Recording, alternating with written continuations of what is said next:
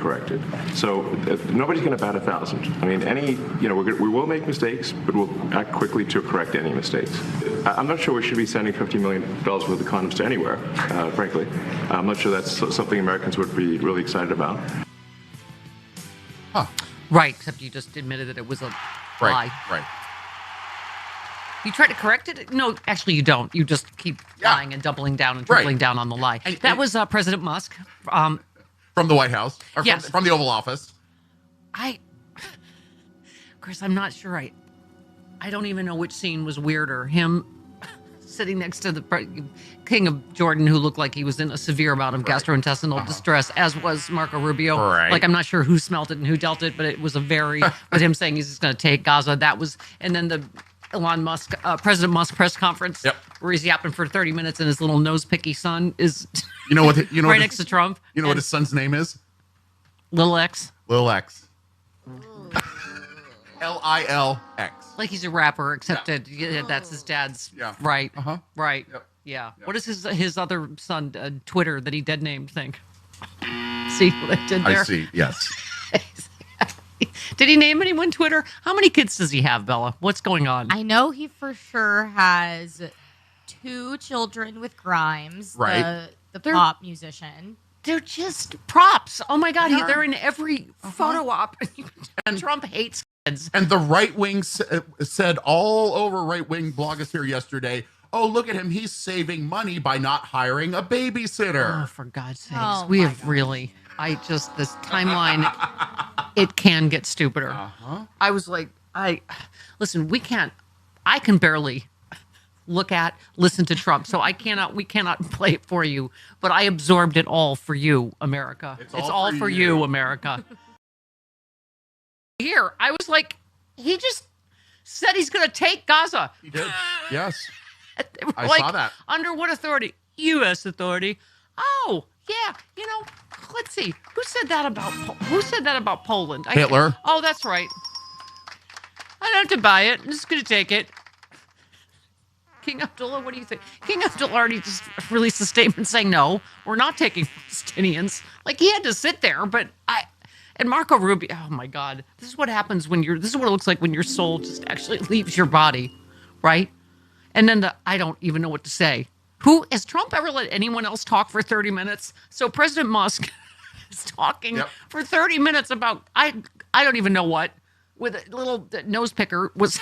Lil X. Did you see? Right, Lil X. Is he in a fight with Kendrick Lamar, or is that Drake I'm thinking of? No, I think it's Lil X. Yeah, I think it is Lil X. The little ankle biter.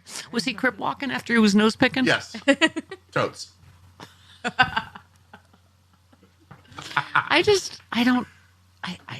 You're as confused by the I don't think I was supposed to live this long. No. I can't absorb what's happening. You're as confused as Jeanine Pirro is. It's like a Fellini film meets some sort of Hitchcocky, and you're a film student. Do you have any idea what I'm talking about? Oh, yeah. Okay. Oh, yeah. Very Lynchian. Lynchian. Thank you.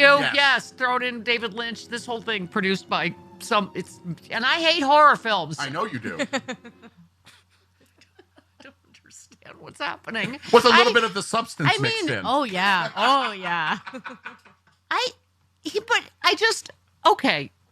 so he ran on, let me just do the soundtrack to my horror film. So he ran on hating immigrants, and there's some shadowy foreign billionaire that he's actually obviously letting be president. Musk is an American citizen. I have to point that out. Now he is, but he wasn't. Remember he said Obama was from Africa? Musk is from Africa, and he's letting him be president. But he's one of the white ones. Right. Okay. I don't. Okay. So nose picky. My favorite meme was he's just standing right next to Trump, looking up at him, and he's like, "My dad said he bought you. Can you get me some ice cream?" Is this not the most bizarre scene we've ever seen in American history? I don't know what has happened, Chris. Apparently, the White House got to be done. The White House ice cream is actually very good. Well, that's probably what Lil X was told. I don't. And he just was droning on, and I think is irony out retching up blood in the dumpster in the back. He was like talking about unelected Was he talking about judges? He's the unelected. He's unelected. And he was talking about, okay, do we have, I don't hear.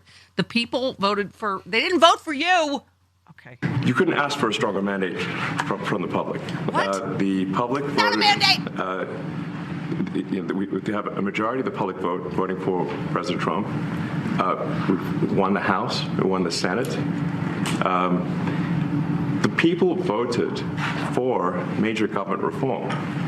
There should be no doubt about that. That was on the campaign. The president spoke about that at every rally. The people voted for major government reform, and that's what people are going to get. People voted mostly to lower grocery prices. Yes, people did not vote, for instance, for you. There is no third branch of government called Elon Musk, just FYI. There is now. Yeah. Yippee! Being glass half full. Well, over she's there. the one who's going to have to live with it longer than Yeah. we are. Good luck with all this. Yay! Hit the lights on your way out. Yeah, our friend Tristan Snell. What do I keep saying? He's just in there helping himself. That's all he's doing. Yeah. CFPB closed. USAID closed. Medicaid under attack.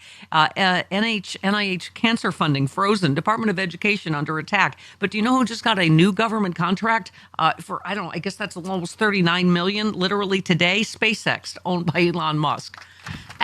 Did any reporter ask about that? All the millions and millions of government subsidy he's got. Is that not waste or fraud? No, that's not. That's just good business, right? Business. Relax. Lex. What are the chances that he's going to grow up to be a giant douchebag? Oh. Anybody? Bueller? Well, he's got Elon's mom as his grandmother. Did you see? God. Did you see the picture? His nose is really up there, Deep. rooting around for government waste. Just, I don't know what came out, but wow. Okay. Do you not just go like, what am I watching? What am I watching happen here? Okay.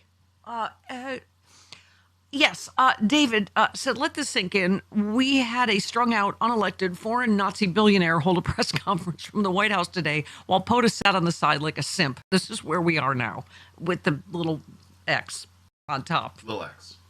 Yeah. Asking for ice cream. Okay. Amy Siskin says after Biden just about had a bit inflation tamed, it is spiking today. The hottest number since early 2022. You can thank Donald Trump and his ill-advised rhetoric and policies. Fools thought he would fix this. I mean, oh my God. Okay. This one also just on the whole, we're taking Gaza. Oh, This okay. is the day when your prediction actually came true. He became a timeshare salesman. Yes. Palestinians are going to move you to somewhere. They're going to be beautiful, somewhere beautiful. You're going to love it. You're not going to want to come back. He's going to build a series of skyscrapers along the shoreline of Gaza and sell those timeshares. That's what he's going to do. Right. Ronald said the America First crowd sure is awfully quiet about Trump's pledge to build free housing for 2 million Palestinians in some random country they don't want to go to, but also doesn't want them. I'm sure this will all work out fine, and that's what people thought they were voting for. I don't remember that. Do you remember free homes for Palestinians? It's right. The what about Americans people? No, that wasn't in any of his campaign speeches. Also stipulating they don't want to go and the other countries aren't going to take them. But other than that, it seems like a fantastic plan. Brian Tyler Cohen, just to sum up, says egg prices are surging, gas prices are up, planes are crashing on a nearly daily basis, and this is what the White House is focused on. And it was the Gulf of America thing. That's pretty much what they're. Yeah. Okay, Chris. Yes. This is the only way to digest this. Who said we're going to have Gaza? We don't have to buy. There's nothing to buy. We're going to take it. We're going to hold it. We're going to cherish it. We're going to get it going eventually. It can be a diamond. The Hair Bear Bunch. No. You know what would have been a good guess would be like Pepe Le Pew. Isn't that what we would say? I'm going to love it and touch it and cherish it and kiss it and squeeze it.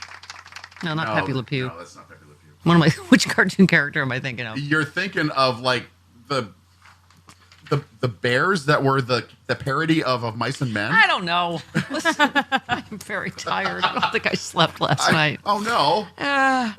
Wrong. What rom-com did you watch? I don't know. You know what'll make me feel better? What? Janine Pirro talking about the Super Bowl. Here we go. I want to talk about the halftime show. Now, Okay. I got to tell you, what a nightmare. I kept sitting there saying, maybe I just don't get this guy. And, he can do a concert, this guy, Kendall Lamar, and he won all these Grammys. Our new best friend, Jessica Tarloff, was like, it's Kendrick. But he won a lot of Grammars. You know what? Janine Pirro has as much grasp on pop culture as you do. Oh, Judge Boxwine. I think I'm a little... She didn't know what crip walking is. She's got no aura. Am I right, No, Bella? no aura Yeah, whatsoever. she's got no None. Friggin' Riz. You talking about, Chris? Got it all over Judge Boxwine. Okay, can I just tell you this was the story after those two scenes yesterday that were so surreal. I didn't really even know how to... Yeah, that was my favorite. We're just going to take Gaza. On what authority? U.S. Oh, okay. Send, I don't know, Herschel Walker over with his fake badge. In his Bermuda shorts, because isn't he the U.S. ambassador to like the Bahamas or something? Herschel Walker. Do we have Sugar Sugar? Because now I'm actually thinking this is more, it's way before Bella's time, but I feel like this is more like Riverdale High. I cannot believe this person is president of the United States, Christopher. This is the just a follow-up Super Bowl story. All right. Which is not about Kendall Lamar and his grammars. Oh, thank you. This is all about like Betty and Veronica. I know what that is. Oh, wow. Well, you watch Riverdale. Why? Yeah. This is the kind of stupidity we have to wade through on top of general sweep of arm, all of this. Yeah. Fascism and chaos and what have you. All right. You can turn yours a little bit. Why Brittany Mahomes was allegedly instructed to keep her distance from Taylor Swift at the Super Bowl. What? And apparently they are never, ever getting back again. Okay. This involves the sitting president of the United States. As it Reports should. have surfaced explaining why Brittany Mahomes and Taylor Swift were not seated together in the box at the Super Bowl. Brittany, I read this entire story. Brittany, It was a long story. Brittany kept her distance from Taylor because of Trump attending the game. He's like the Riverdale bully. What would he be? Oh, he'd be Moose. Reggie. He'd be Moose. No, he'd be Reggie. Oh. Said that. Did you ever notice weakest people are bullies? Yes. No way. Irony has just slit its wrists in the okay. Everyone was forewarned that Trump would likely reference Taylor in one way or another, and he did, said the source. They said it was in both their best interest, given Trump's attendance on the past remarks about Taylor, that the two of them did not sit next to each other. Do they even know each other? This is a story about the sitting president of the United States and his involvement in a fight between, two girls that are... Do they know each other? Yes, she's Patrick Mahomes' wife, and she's Travis Kelce's girlfriend. Right, Try to but keep that up. doesn't necessarily mean that they know each other. Yes, hang of course out. they know each other. They hang out. This is the point, that he has divided everybody. Do they hang out? I don't think. Yes, they've been photographed together. Have they? Yes. Would you pay attention? This is about the breakup I of am Brittany not going to pay attention to a story like this. and Taylor because of Donald Trump, because he's divided everybody. Trump praised Mahomes, claiming she's a big MAGA fan. That's the one I like much better than Taylor Swift. He had said that previously. Remember when he tweeted, "I hate Taylor Swift."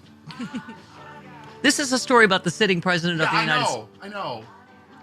Despite Brittany and Swift's differing politics, the duo has maintained their friendship. They openly support each other at their partners' games and have joint couple dates. However, it's been reported that some of Brittany's close friends worry that Trump might try to exploit her relationship with Swift to take a cheap shot at the pop star. Friends feel that Trump uses Brittany and her husband Patrick to get to Taylor. This is a story about the guy that has the nuclear codes.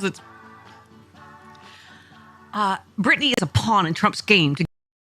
Trump is well aware of their friendship, and he is very divisive. Any way he can to take a cheap shot at Taylor, he will. This is why Brittany has kept her distance. The story, guy that's talking about taking other countries by force, also contributed to the break. It's going to probably blow up the Middle East in a second, start World War III, but also driven a wedge between Brittany and what's her name? Taylor. Don't act like you don't care about this. What's her name?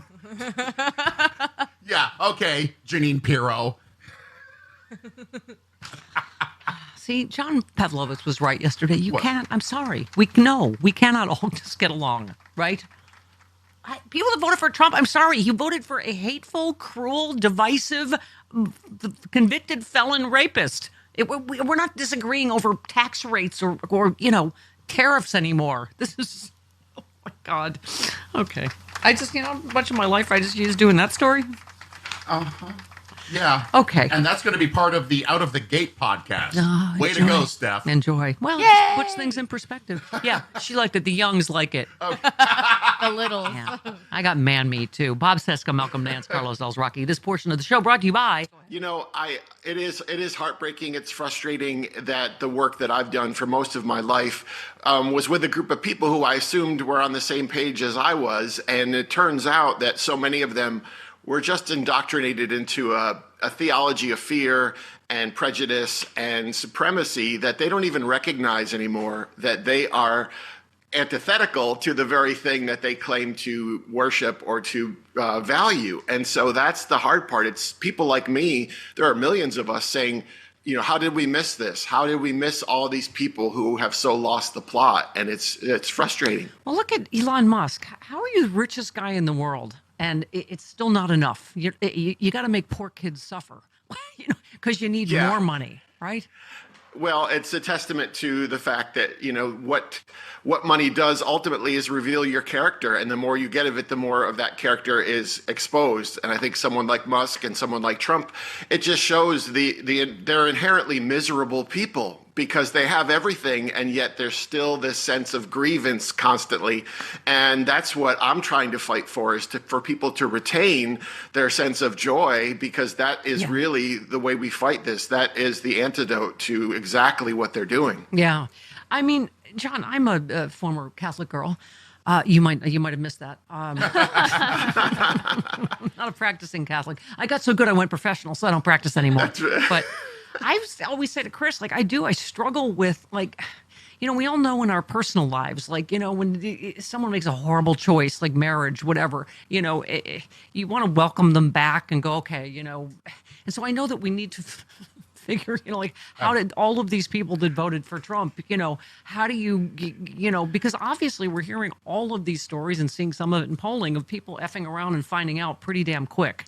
All the things we tried to say, we tried to scream. And I'm telling you, I am not the man you are. I don't know if I can be, but let me just read a little. You said in our new Cold War, we may need to cut ties with Trump supporters. And you just said, I really hate this. I mean, I really didn't want to be here, to be feeling this, to be writing it, to be saying it. I've always believed in meeting people where they are and trying to understand those who don't agree with me. As a pastor for a decade, I work to bridge the divides between people, to champion diversity as our highest calling. My first book, called A Bigger Table, was centered around respecting each person's story, making room in the life-giving community so that each human being was seen and heard and respected. Then he began his first presidential campaign.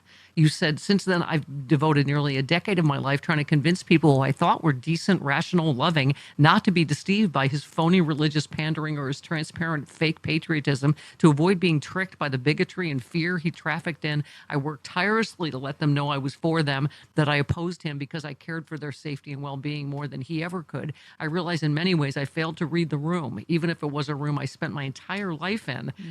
And here's where the punchline. You said, I finally had to admit that many of these people were not at all decent, rational, or loving after all, that his cruelty, his violence, his hatred were what they wanted. It wasn't about them not understanding him, but about me not understanding them. They weren't manipulated by him. They were empowered by him. In so many cases, he didn't poison their hearts. He reflected them. They didn't get fooled by a bigot. They got freed by one.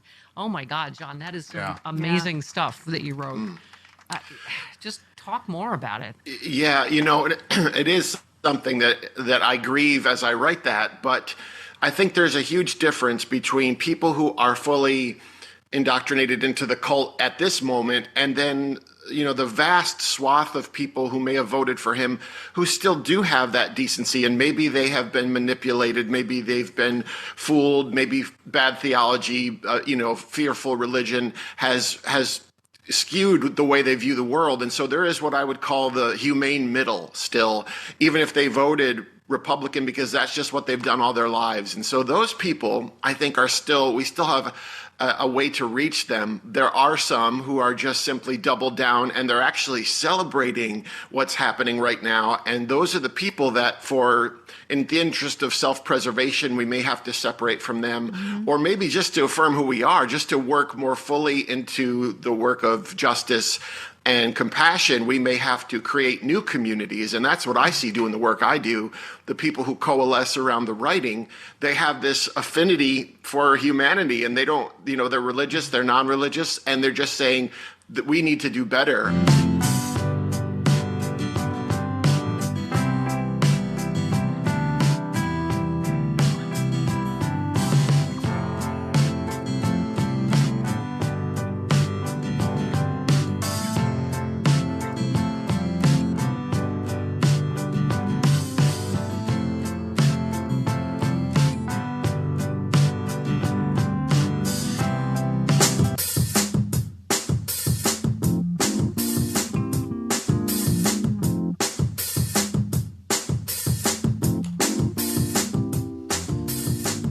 Stephanie Miller. Happy. So happy. What's not to be happy about? Wow, Chris, that's a lot. What? Inflation up more than expected in January, Yep. rose by 3%. Yep. I mean, I was asking you because I It don't buy went eggs. up to 3%. I don't buy eggs, but I don't eat eggs really, except I'm on the road or something. But Yeah. they're like $1 an egg in some places. Absolutely. Mostly everywhere. Yeah, it's been that way for quite a while. Yeah. And I'm an egg eater, and this has really cut into my food You are budget. the egg man. I'm the walrus. That's cut into my The food egg budget. man. So I understand what families She's- and owners of diners are going through. Yeah. It's tough for them. Waffle House. Yes. She got my Beatles reference. She's going to be officially cuckoo now because you are the egg man. I'm the walrus. It's not like they're the carpenters or something. Ford CEO Jim Farley warned Trump's tariff threats will blow a hole in the auto industry and manufacturers face a spike in costs and chaos. Yeah. He warned that Trump's tariff-heavy trade tactics, whether targeting neighbors like Canada and Mexico or raw materials like steel and aluminum, are poised to wreak havoc on his industry. Let's be honest, long-term, a 25% tariff across the Mexico and Canadian border will blow a hole in the U.S. Auto industry that we have never seen. Who's my favorite? 14. Charlie Angus, Canadian. Yes. He's my favorite. Canadian MP. Wasn't it just a week ago we were going to get a 30-day pause? And a week ago wasn't the threat fentanyl, the supposed narco state that Canada is, and now he's focused on steel imports and aluminum. So I think what's really fascinating is that nobody in Canada is surprised. I mean, did anyone believe this guy? His word could be trusted? He's a criminal. He's a convicted predator. Yeah. Good for him. Yeah. One last one. Ron Filipowski said Christian nationalist MAGA went from despising Palestinians to wanting to build them free homes because Trump made some kind of real estate development deal with Netanyahu. That's exactly it. It's always what's in it for him. Exactly. And we're going to talk about. Well, we have a lot to talk to Malcolm about, but we're going to talk about Putin and this hostage thing. Oh my God, Netanyahu and Putin. Holy crap. 29 minutes after. The climate crisis is here, devastating communities across the globe.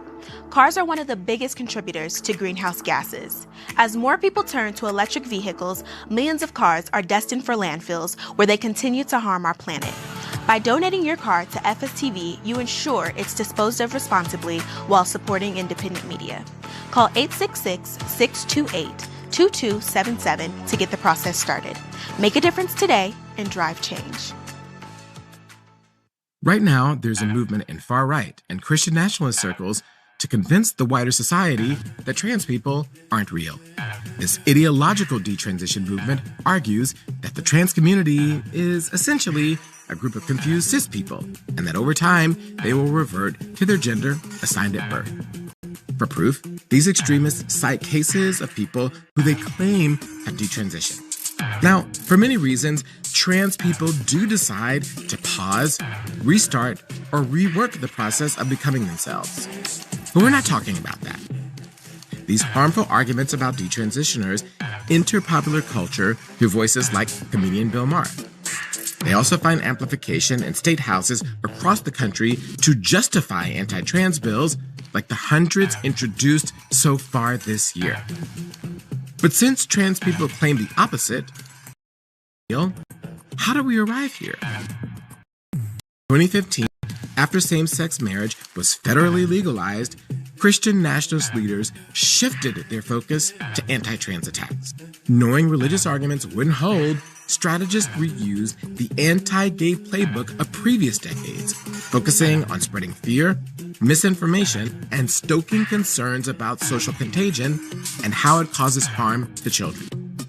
First, organizations like the Heritage Foundation platformed secular, pseudoscientific, and anti-trans groups like the American College of Pediatricians to establish an air of credibility.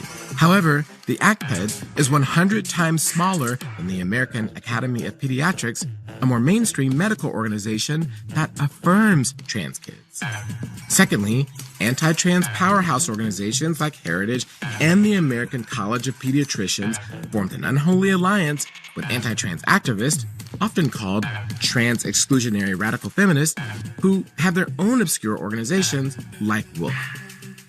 Through teaming up with activists who consider themselves feminists and progressives, right-wing groups were able to spread anti-trans propaganda into even moderate and liberal communities.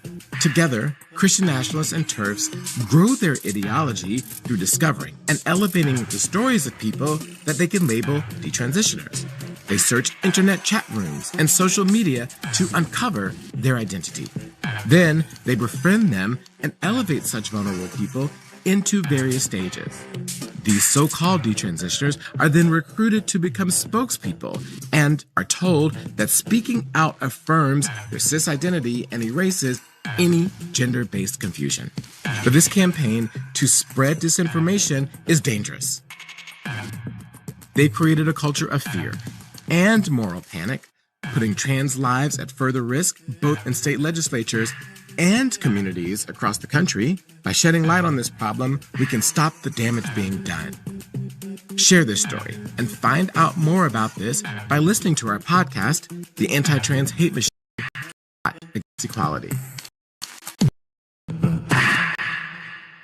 Jordan, he shouldn't have an entire bowl of nachos, but tonight he earned that right because a few hours ago in the middle of happy hour, he recognized a sign. Not from the gods or a bolt of lightning, but from a double heart, a kissy face, and a fourth ha in ha ha ha. Be a legend.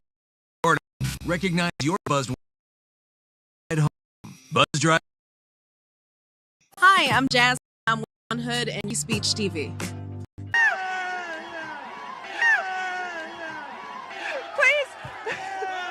Please don't tell my children that I just did that. And then we're going to pass, probably not, but I have got the Stop Musk Act, which is my first bill. Go on, girl. Yeah. You know I love my potty mouth ladies. Oh, yeah. Here's power to Oregon, power to the beaver. This is one of the many beavers that people have given me at Sexy Liberal for the dogs. But that's for Oregon. Go Beavers. Okay. No. No. Speaking of, we're hounds. Yeah, here he is. What? Speaking of dreamy, hunky men, why? What Bob do you mean Cesca by joins that? us now. We interrupt this program to bring you a special He's an broadcast. aficionado. You're cute. I love you, Bob Cesca. Where you coming from? Bob is calling us from Washington. You Cesca things. Go ahead. Washington, D.C.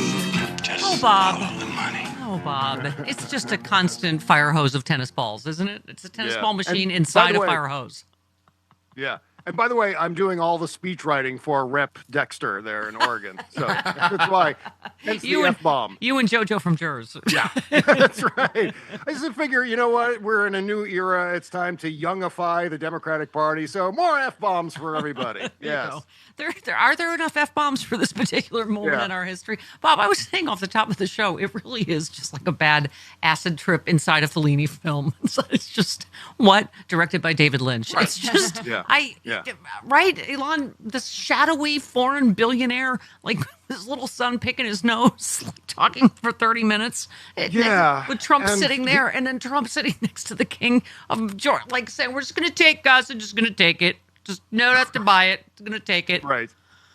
it's so awkward and weird, and it just emphasizes everything Tim Walz was saying back in the glory days of the Harris Walz campaign.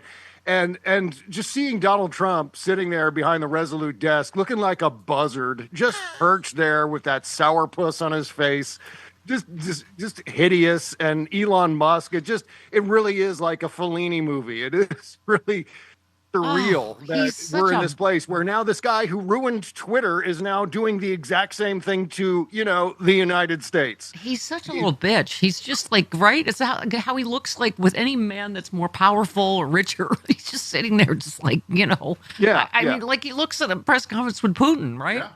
Right. And this, I go back to this observation I had throughout the previous 4 years nightmare with Donald Trump is, he sits and does things the same way all the time. Like if he's sitting for an interview, he's got to sit with his hands in that V shape in front of his crotch, right? Right. You call it the dick. Oh, excuse me. Oh, pardon me. Sorry. Yeah, see? Oh, my God. I was going to say D, the D tent. You call it the D tent. Pardon me. Yes. Sorry, Nola. It's like a little tent for his D that he sits there and he's hunched over, again, looking like a buzzard, or sitting at the Resolute desk with his one hand over the other hand. He always has to sit that way. It's part of his branding, and all he has is the Trump brand. That's what the Trump organization sells. That's what he sells politically. It's the Trump. He's a lifestyle brand, and so he has to do all these things. Yeah. The same way. And so down to that doesn't even take into consideration all the fascistic dismantling of the United States government. Just the silly, stupid things drive me nuts. Yeah. I know. It's just the whole, both scenes yesterday were so surreal as I don't even, so I love the reporting on it. King Abdullah, the discomfort in the plan was obvious. As he indicated, alternate proposals for Gaza would be forthcoming. He said, let's not get ahead of ourselves. I mean, just the look on his face and Marco Rubio's face when he said we're just going to take it. I was like, He said we wouldn't need to buy Gaza. Instead, we're going to take it. We're going to hold it. We're going to cherish it. Why does everything he say sounds rapey? I don't. Right. It sounds creepy and rapey and okay.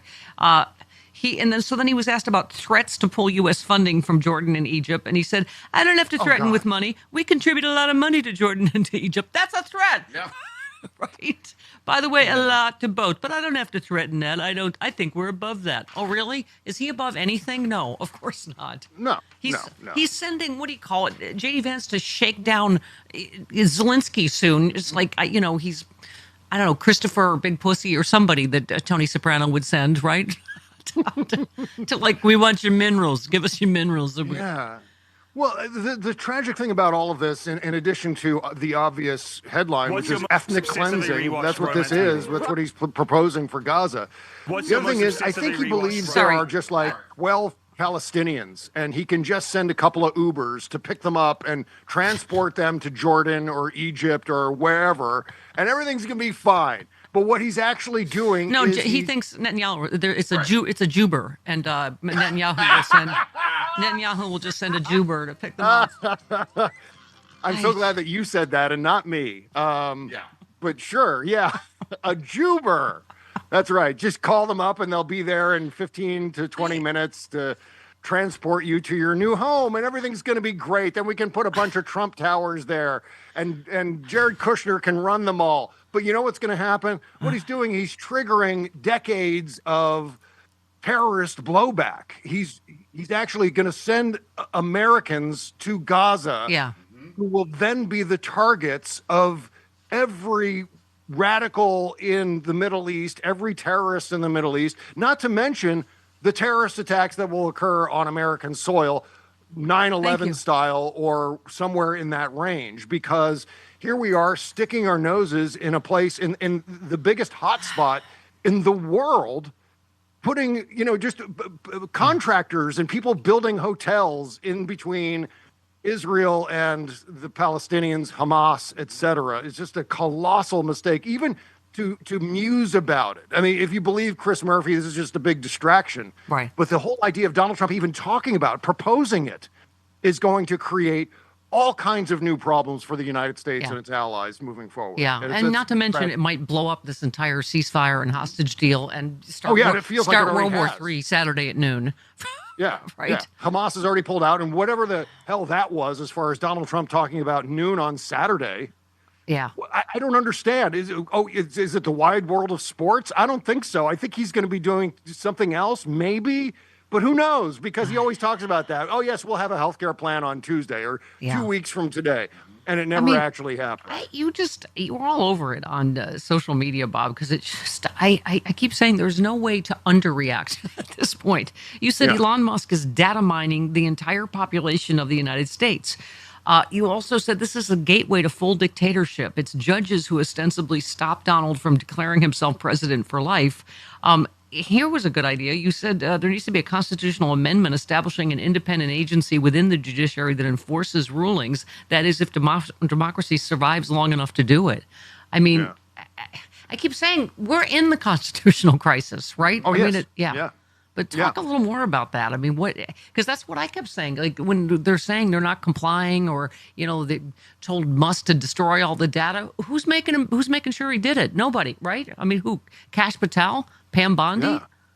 Well, this is something that once again we were warning people about for years with regard to Donald Trump and the possibility of a second Donald Trump presidency. Is the fact that one of the presidents that he can actually name and remember is Andrew Jackson. And Andrew Jackson is Donald Trump's hero, mainly because, as I said, Donald Trump knows who that president is. He can't remember any of the others, but that one in particular, because Andrew Jackson famously defied the Supreme Court. And so Donald Trump feels as though, well, that's precedent. That's part of the presidential tradition, so I can do that too. But we're facing this crisis with authoritarianism inside the United States, and it's a oligarchy / authoritarian government now. Yeah. And the only real way to push back against that is the courts. The courts are the last bastion of democracy inside the United States. And so now Elon Musk appears to have completely defied Judge McConnell's orders, the federal district judge in Rhode Island.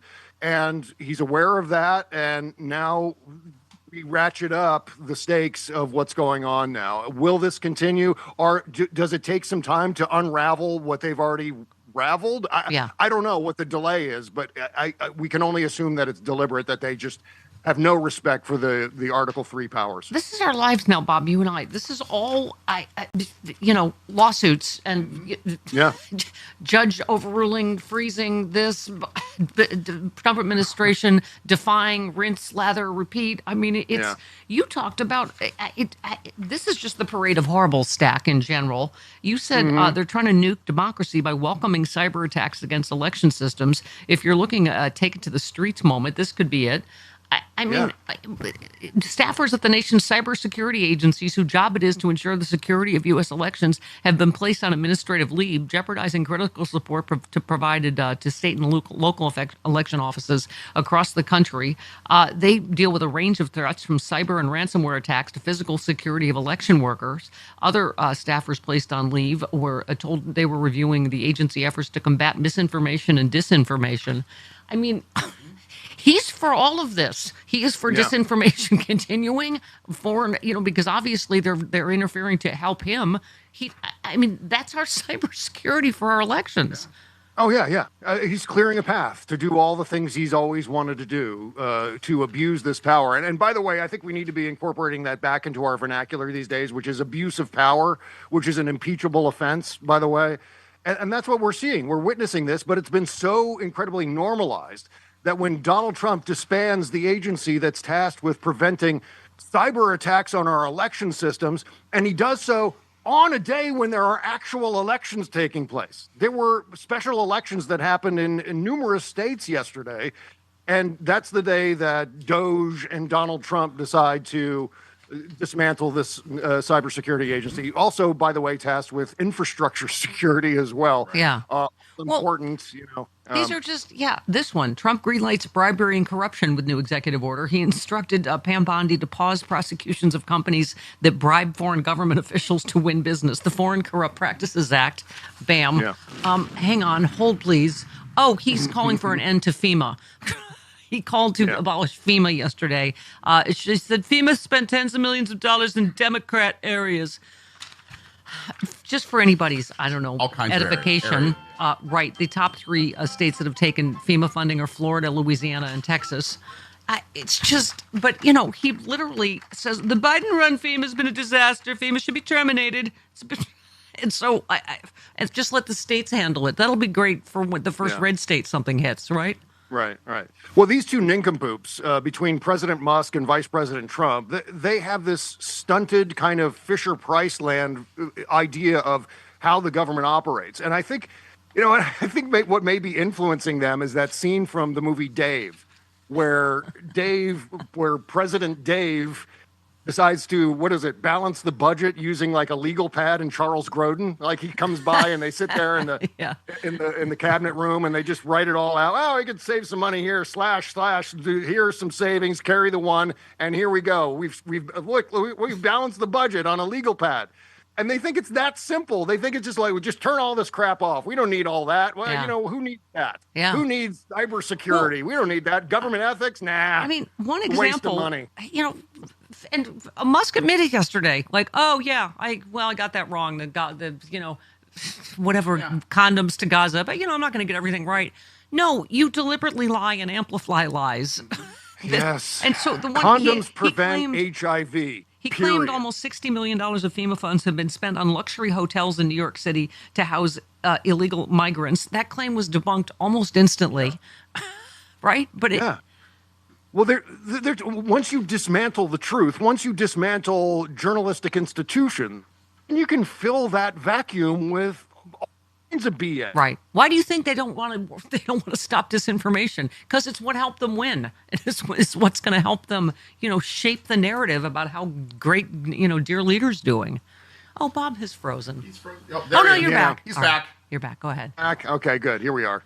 Yeah. Yeah. Oh dear. Oh, he's frozen again and so handsome. Okay. Why are we so freezy this week? He's Mr. Freeze. Normally he likes to be Batman, not Mr. Freeze. Bob, come back to me. Bob. All right. Oh, there he is. Okay. Final thought, Bob. He froze again. I don't know. Oh, but now he's even more handsome. Look at him. He's looking right at me. All right.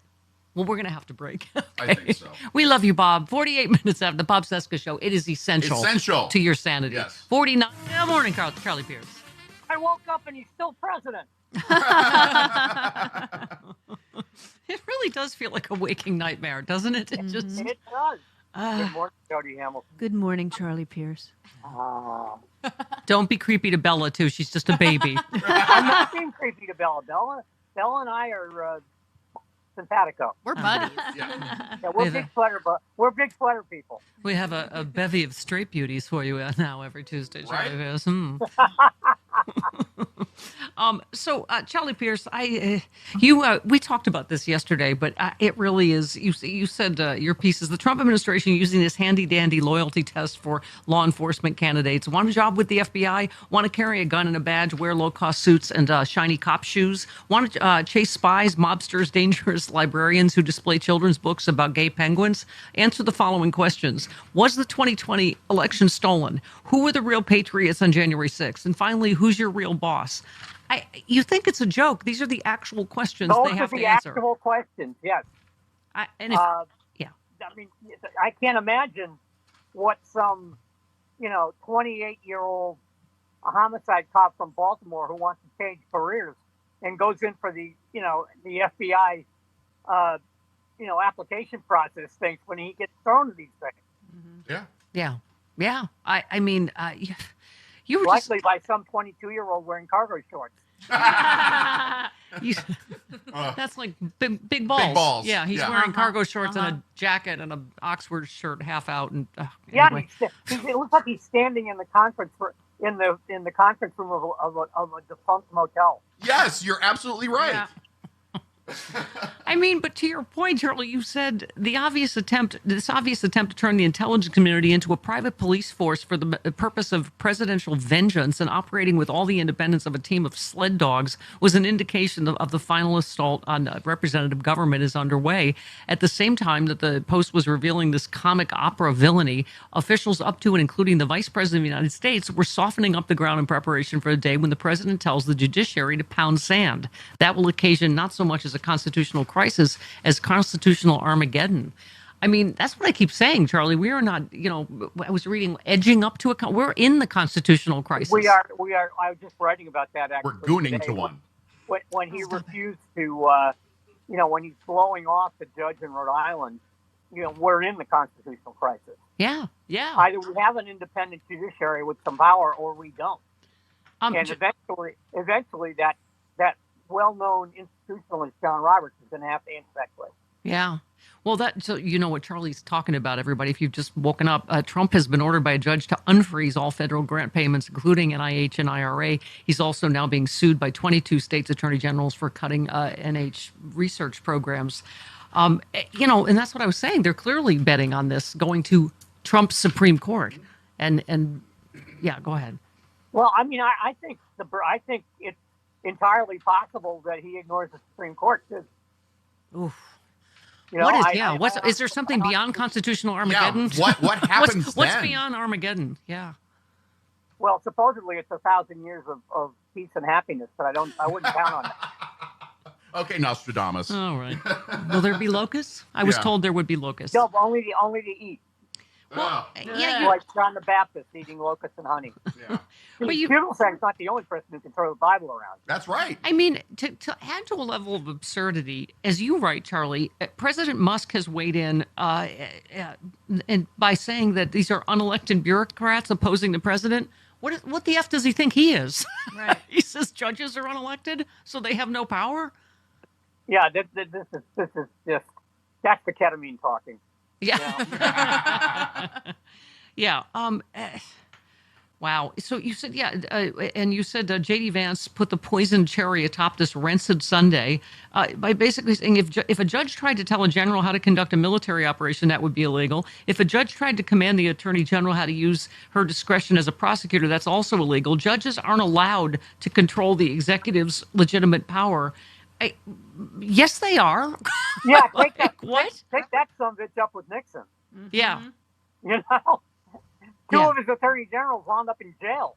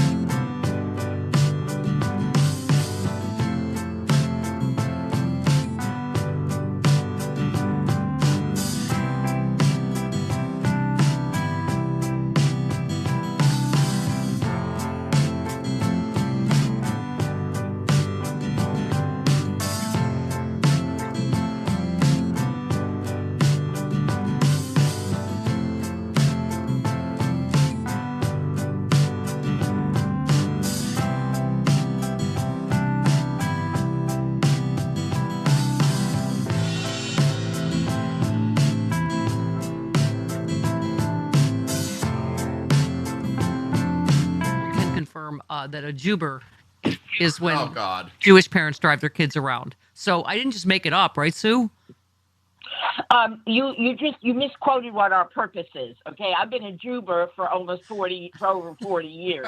We are the people who get in the cars at 4:30 to drive our kids to swimming at 5 a.m. We're the people who take other people's children after school to their after school. Jubers are parents who drive carpools forever. All right, thank you for that explanation. Karen in Chicago. Hello, Karen. I say hello? Good. Can I say big props to J.B. Pritzker, your governor and star of Chicago Sexy Liberal? He just declared Lake Michigan to be Lake Illinois. Yep. And also he said, I love our governor. We have got to protect him with everything that we possibly can because he is brilliant. He is just such a great messenger. He also said, in addition, the recent announcement that protects the homeland, the United States will be purchasing Greenland. Illinois will now be annexing Green Bay. Yep.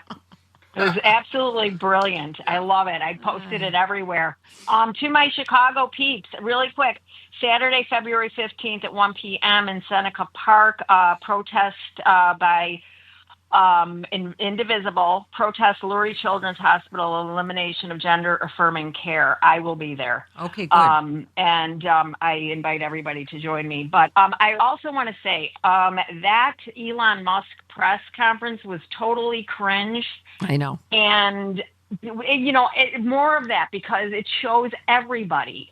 It's alarming. It's just completely alarming and bizarre. Yeah. And the other thing, really quickly too, I've been scouring the internet to try and find Rashida Tlaib and Code Pink to get their reaction to Donald Trump announcing that we're just going to take Gaza. Yeah. No, I don't even know what to say about all that anymore. It just gets worse. Because even the people that even we couldn't imagine it would be this bad, right? That he would be talking about taking Gaza. Wait, do I have the whole? I just have to read this again. Well, this was during the Brett Baer interview. He said, asked if Palestinians didn't have the right to return. He said, no, they wouldn't because they're going to have much better housing because the timeshare he's selling them is going to be much better, Chris. Exactly. Yeah. It's going to have pool access. We're going to build safe communities a little bit away from where they are. Yeah, that's kind of what you call ethnic cleansing. Where all this danger is. In the meantime, I would own this. What? I'd think of it as a real estate development for the future. It would be, it's like where the Jetsons live, but. Oh, yeah. Yeah. Be a beautiful piece of land. No big money spent. Would the Palestinians have the right to return? No, they wouldn't, because they're going to have much better housing. It's all going to be fantastic. It's the best timeshare ever. Oh, my God. Malcolm Nance and Carlos knows Rocky all coming up.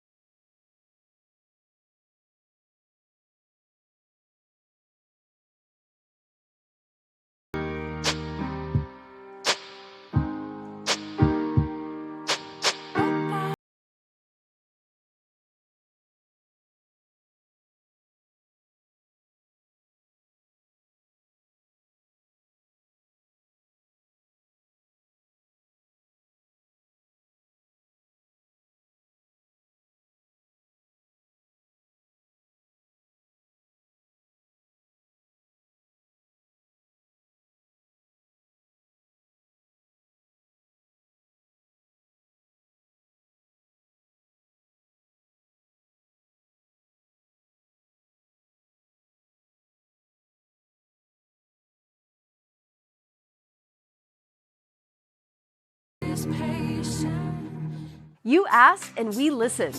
The Thom Hartmann program is now available on demand. You can watch Thom whenever and wherever you want. Available on the FSTV app, on Amazon Fire, Roku, or wherever you stream FSTV. Get ready to expand your mind and challenge the status quo with Free Speech TV.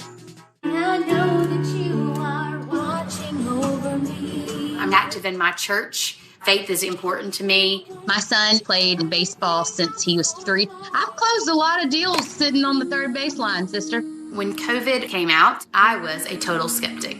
I work out. I didn't take that vaccine when my husband did. Then I'm in excruciating pain. He took me to emergency. I said, can I please get vaccinated? She said, sorry, a little late for that. We don't talk about lasting effects of COVID. It's been 65 days. Still have myocarditis. Got to have another echocardiogram. There is misinformation out there. This changed my thinking. Make your own choice. Make an educated one. My echocardiogram showed my heart doing well. I'm cleared to take the vaccine. We all want to be healthy. The antidote for fear is thankfulness. I am thankful for this. I'm thankful. Hi, I'm Kavita Kandakar Chopra. I'm with Repower. We're a training and capacity building organization for organizers across the country. And you're watching Free Speech TV.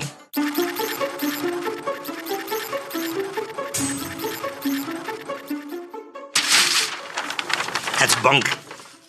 politicians of all stripes talk as if the rules that govern the economy are determined either by the free market or by government. But that's wrong. There can't be a choice between the free market and government because a market cannot exist without a government to organize and enforce it. A market is an arena where goods and services are exchanged. How that market functions depends upon rules determined by government.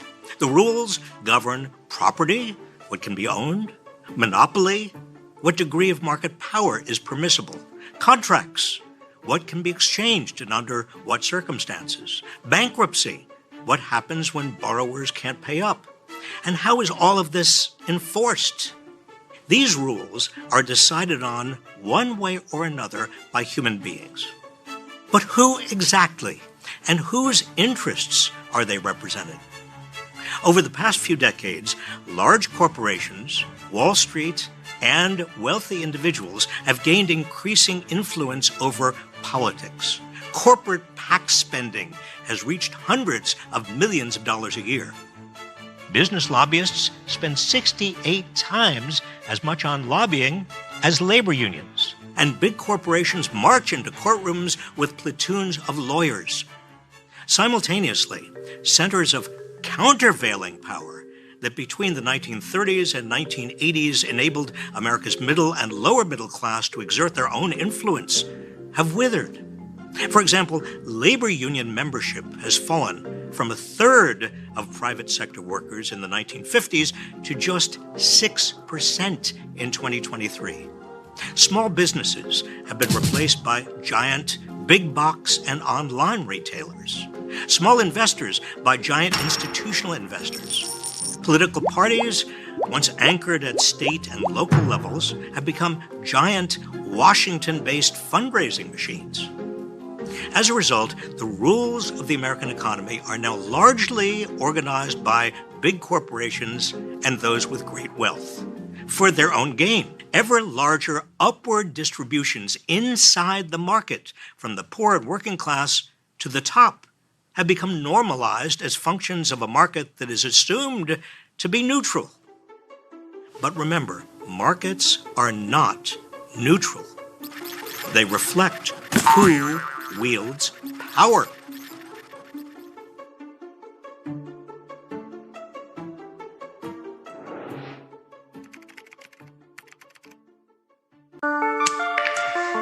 COVID-19 has hit our community real hard. We're dying from coronavirus at almost double the national rate. If we come together, we have the power to save what matters to us, our Black lives. There's power in protecting your loved ones. There's power in wearing a mask and social distancing. There's power in knowing the facts and using your voice. Let's fight COVID-19. Visit bethepowerofus.org. Most of us, regardless of where we come from, want the ability to give our families a better life. But billionaire-backed MAGA is trying to take that freedom for their own benefit. One of their favorite scapegoats are people who have come to the U.S. seeking safety. In the first few weeks of the new administration, they've unleashed ICE, detaining people without trials, tearing families apart, and making what are normally safe places like schools and churches places of fear for the kids and families that have come to call them home. It may not feel like we can do much, but we know that's how those abusing their power want us to feel. Here's what you can do. Text Know Your Power to 78757. You'll receive a link from United We Dream, the largest immigrant youth-led network in the country, with information on how to defend against deportation raids in your neighborhood. Text Know Your Power to 78757.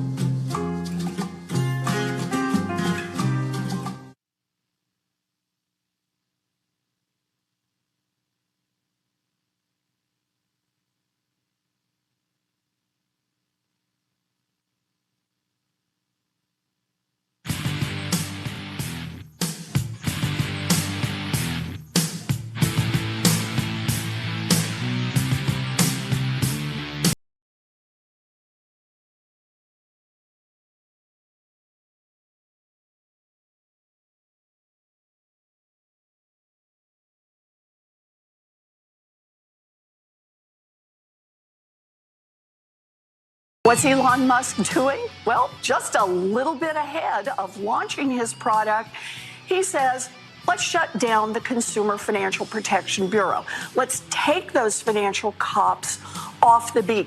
It is a little like a bank robber saying, I know what let's do. Let's fire the cops, turn off the alarms, just as the bank robber decides to stroll into the lobby of the bank. Thank you, Senator Professor Warren. Yeah, she's good. Yes, absolutely. All right. Oh, look, it's someone, I got my first, to whom it may concern letter, that I'm paying too much attention to Bella. Oh, okay. Yeah. Oh, she's just a baby. She's just a baby. So we can pay attention to Bella. But this is about you. What? Oh, yes. Oh God. Oh, no. I'm paying too much attention to the baby, according to some idiot on Instagram. Okay, James in Portland says, hey, Steph, yes, more of that Chris Lavoie booty, please. Actually, Chris, take off your shirt and flex. Do it for ratings and for democracy. Chris, as a patriot, I know will agree to this. James in Portland. I am not a piece of meat. Really? Why do you think you're here?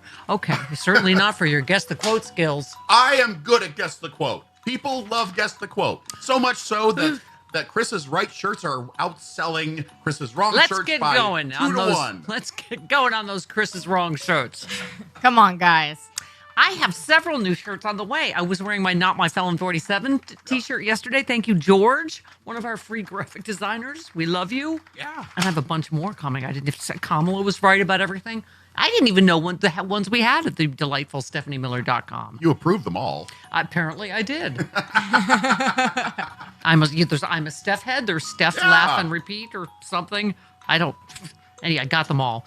Chris, who said we took over the Kennedy Center? It's not gonna be woke. There's gonna be no woke in this country. Yaki Doodle. No, yeah, that's close enough. Stupid Mango Mussolini. Okay. No more woke. Oh, you can get a number of 2 different woke designs at StephanieMiller.com. Okay, who said while consumer sentiment falls and inflation projections soar thanks to his reckless agenda causing Americans across the political spectrum to feel considerably more pessimistic about the economy than they did before Trump took office? Who said that? Chopper. No, that was the Wall Street Journal with now a warning that they could have given us before the election. Did they endorse him? Oh, my God. Who said tariff threats, stock market swings, and rapidly reversing executive orders are causing Americans across the political spectrum to feel considerably more pessimistic about the economy before Trump? The Funky Phantom. No, Wall Street Journal with now a warning. That's in our now warning stack. Thank you. Consumer sentiment fell about 5% in the University of Michigan's preliminary February survey of consumers to its lowest reading since July 2024. Expectations of inflation in the year ahead jumped from 3.3% in January to 4.3%, the second month in a row of large increases, highest reading since November 23. Who said that? The Groovy Ghoulies. No, stupid Wall Street Journal with now a warning. Now a warning? Ay, ay, ay. Thanks, late to the party. They're not late to the party, didn't bring anything, people. That's what they are. Hey, here's some good news. Not only did Trump get the bejesus boot out of him at the Super Bowl, if you heard the actual tape that we played yesterday. Oh, if we still have that. It's just, it's my new happy place. It's my new ringtone.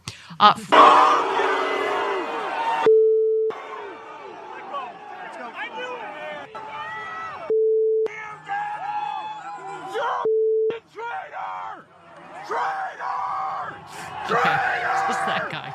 Oh, God, I have to find him and marry him. I have to find him and date him and kiss him and marry him. And now, in addition to everything else, Donald Trump is up for America. Chris Lavoie. What? Cardi B's shoes. What? She ruined her $3,000 shoes. Don't ask me why I wear $3,000 shoes to the Super Bowl. But anyway, because it's a fashion event. I didn't even know you could spend that much on shoes. Yes, you can. Louboutin. Yeah. They're Christian Louboutin. Because of Secret Service, she took to social media and she had some to say about Mango Mussolini because ruined her because she had to walk because he's stupid. Cheetolini had to go to the game. Okay, in other booing news, Pete Hegseth got heckled by military families. Okay, when has this ever happened? Military families are booing the Secretary of Defense. Right.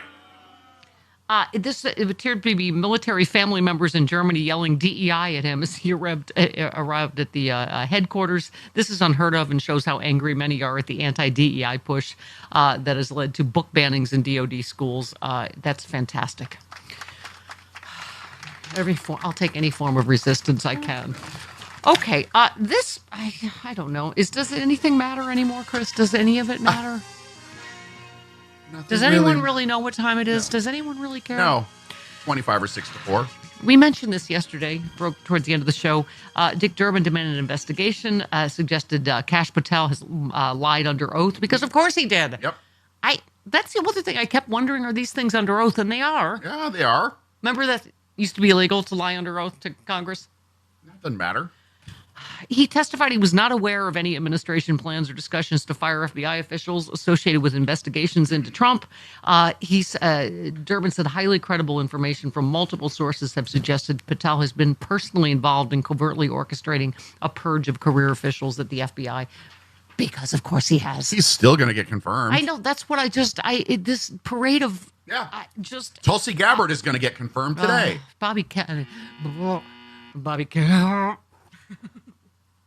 Sorry. That was like a little personal revulsion from years of being hit on by him, in addition to just my political revulsion. The only person who didn't survive their nomination was Matt Gaetz. Yeah. So far. I think that is going to be the only one, unfortunately. Trump fires USAID watchdog a day after report criticized the gutting of the agency. Is this our Today in Fascism news stack?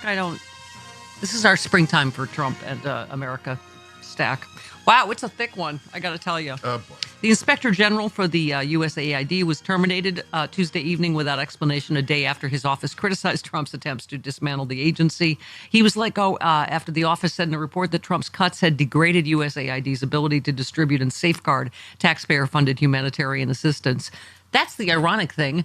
That's they're guarding against abuse, right? Waste, fraud, abuse, whatever. Money going to terrorist groups by accident, yada yada.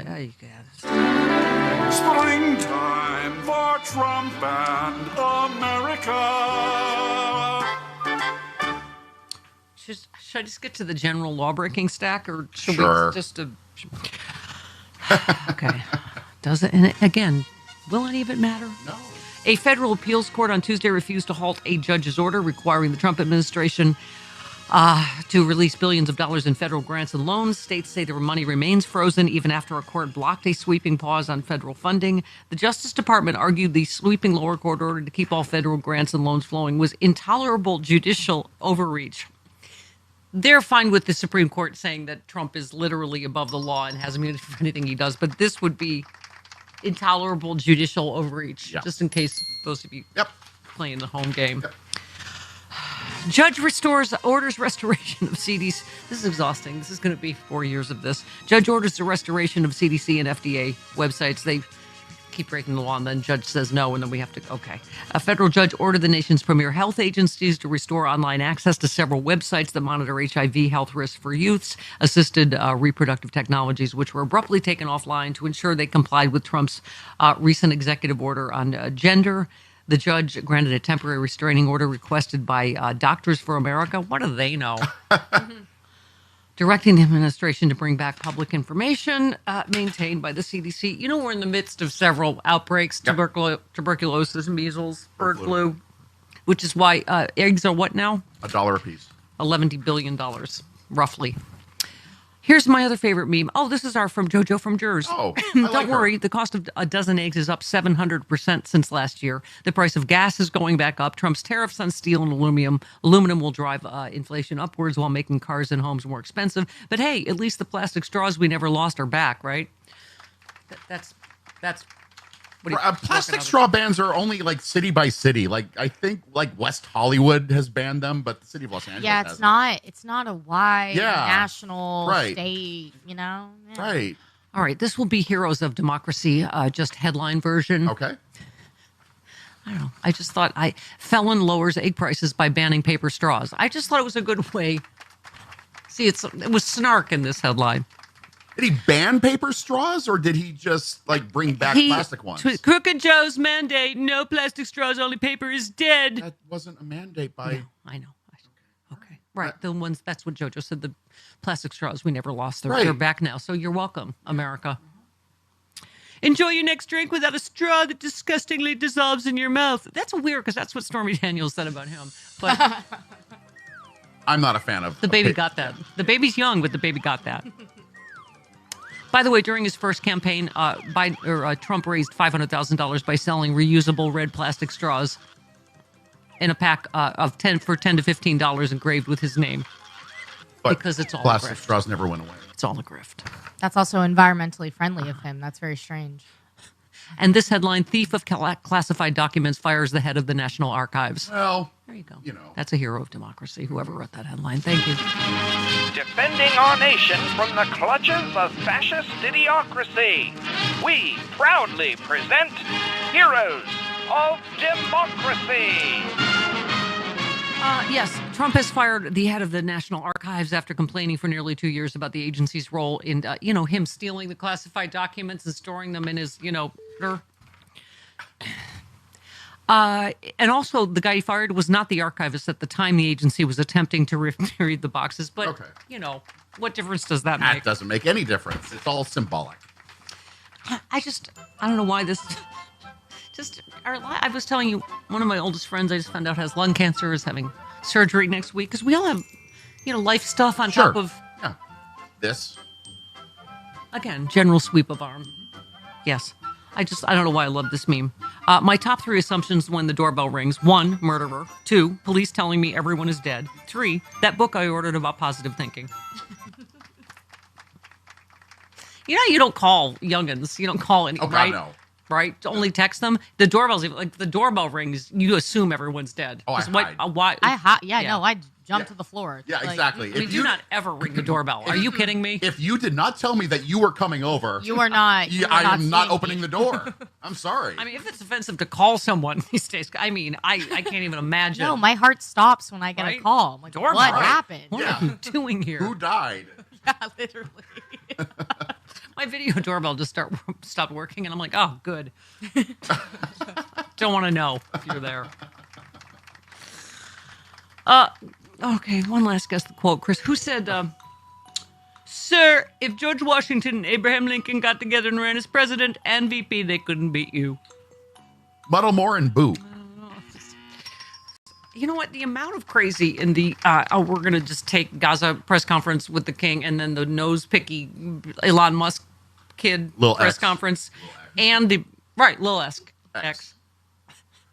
And this Brett Baer interview, the amount of crazy packed into those 3 just in the last couple days was, okay.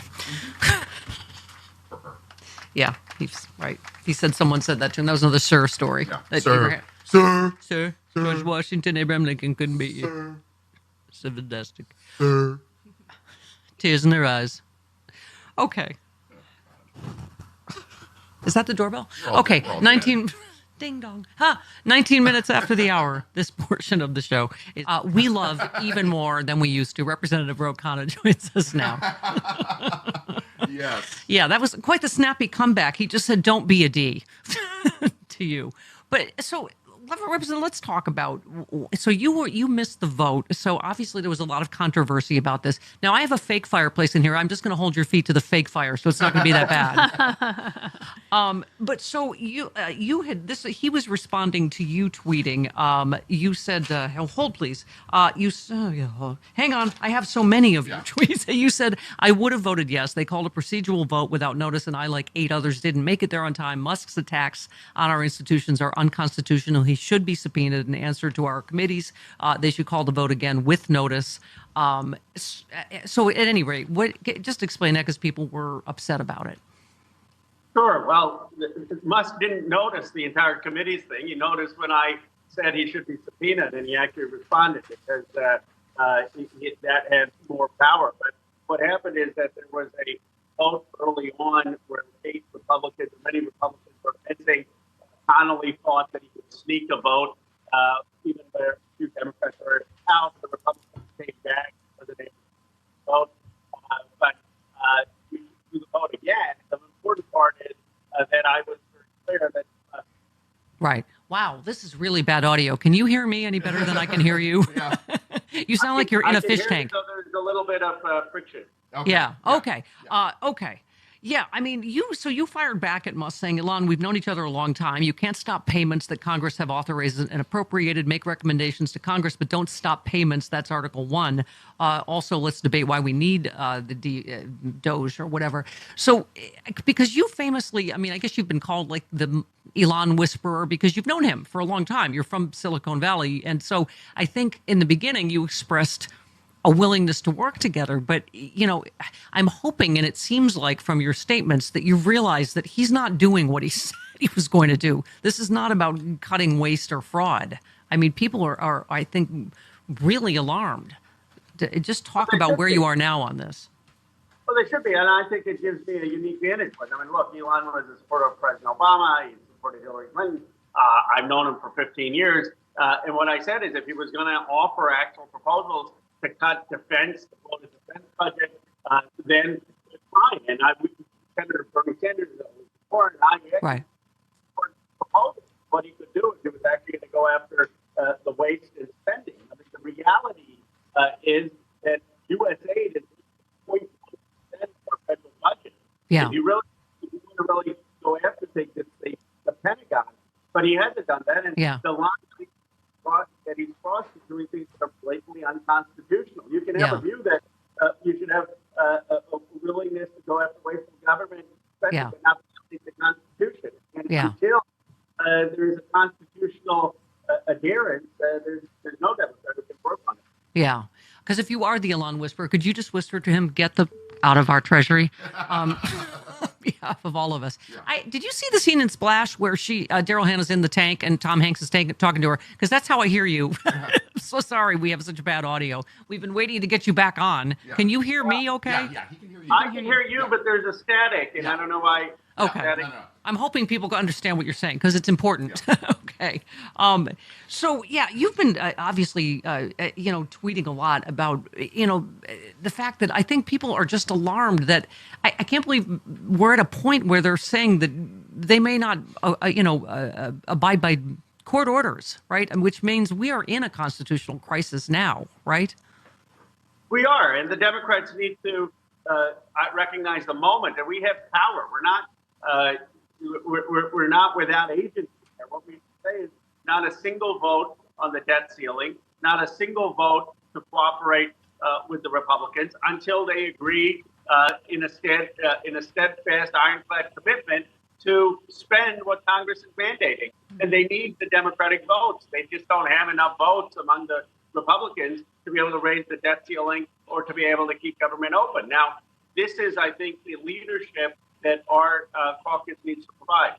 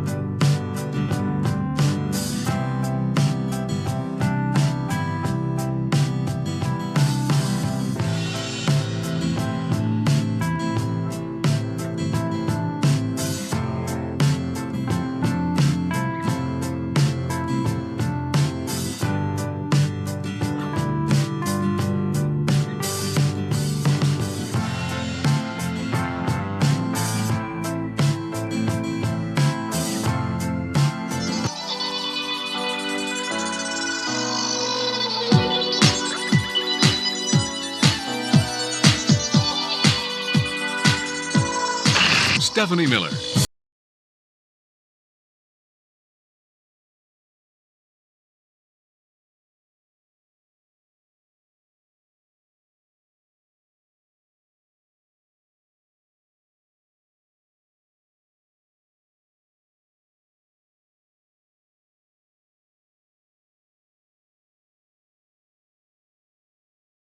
More? Mm-hmm. Yeah. Okay. Mm-hmm. Yeah. Hold, please. Where was I? I don't know. You know what a bully is, right? A bully is the weakest person. Jerry Mouse. No, that would be Mango Mussolini. Donald Trump said that with a zero self-awareness coming out of his big, fat, orange Garfield anus bully mouth. Okay. Who said we're not going to have to buy? We're going to have Gaza. We don't have to buy. There's nothing to buy. We will have Gaza. No reason to buy. There's nothing to buy. Chili Willy. No, that was also Mango Mussolini, Oh. to which Art said, bravo, Jill Stein voters. Bravo. Okay.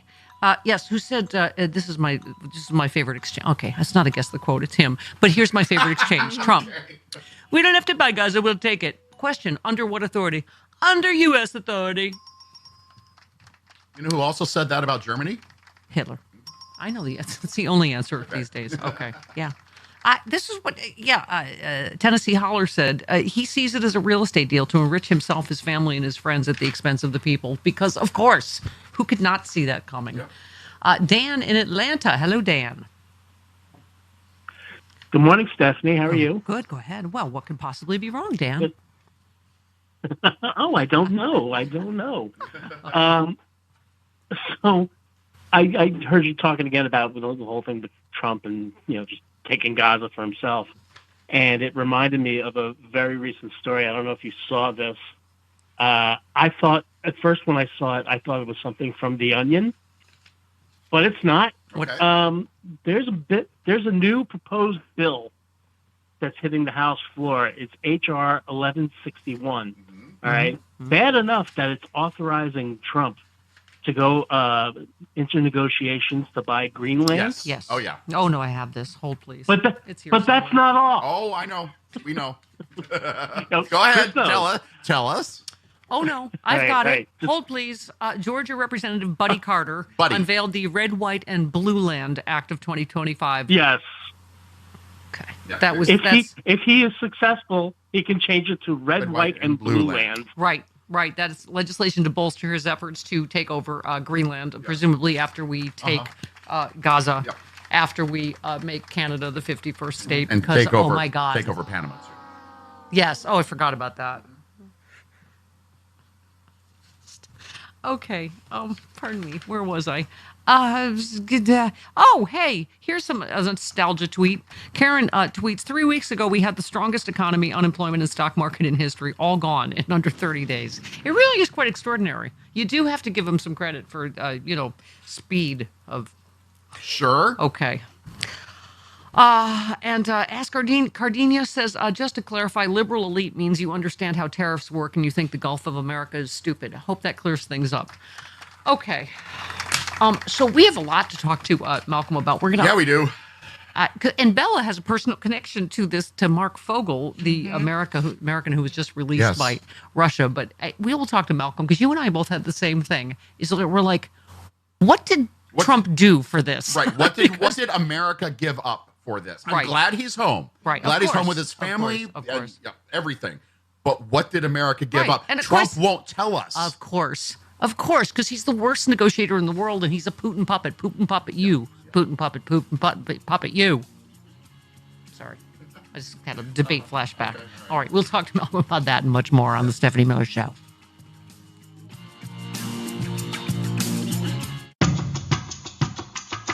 One world, one love. We give focus to the people and organizations that play an important role in addressing the issues facing the world today. Our goal is to inspire and empower people everywhere to work together to create a better world. Positive Spin on Free Speech TV.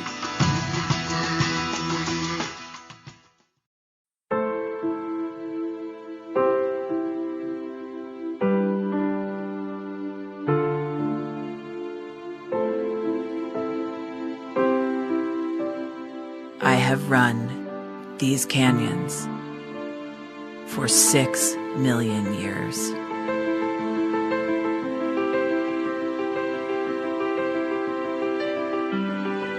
I have traveled from the Rocky Mountains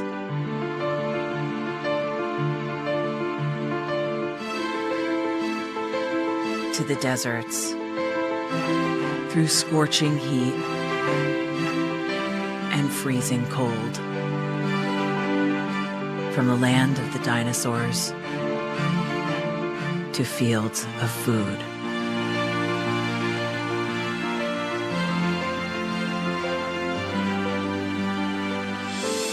lend my hand to 7 states, 2 countries, 9 national parks, and 36 million people across an arid West.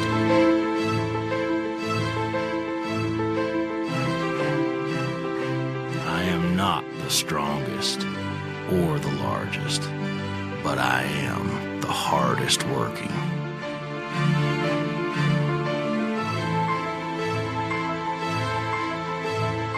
People love me. My playfulness, My beauty. my power.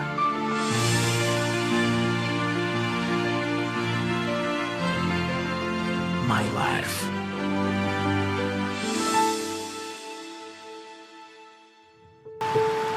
How much difference can one vote make? Since 2023, more than 60 U.S. elections have been tied or won by just one vote. So this fall, your friend could be the tiebreaker. And that could make all the difference.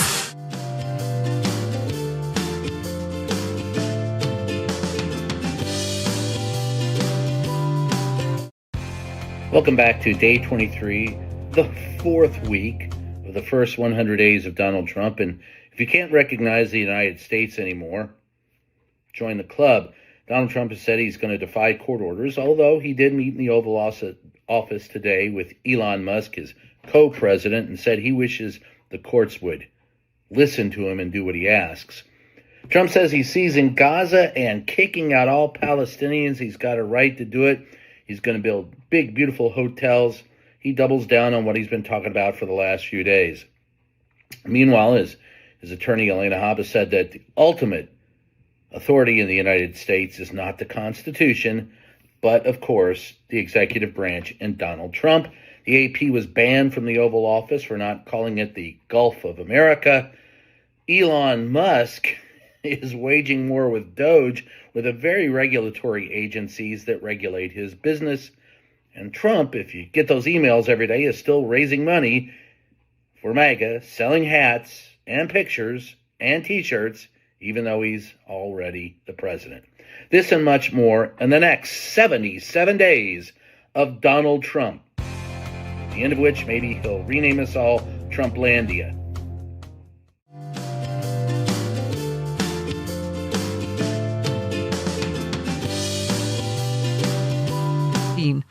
I couldn't get past the nose picking. I'm sorry. Just reconfirm my decision not to have children. By Lil X?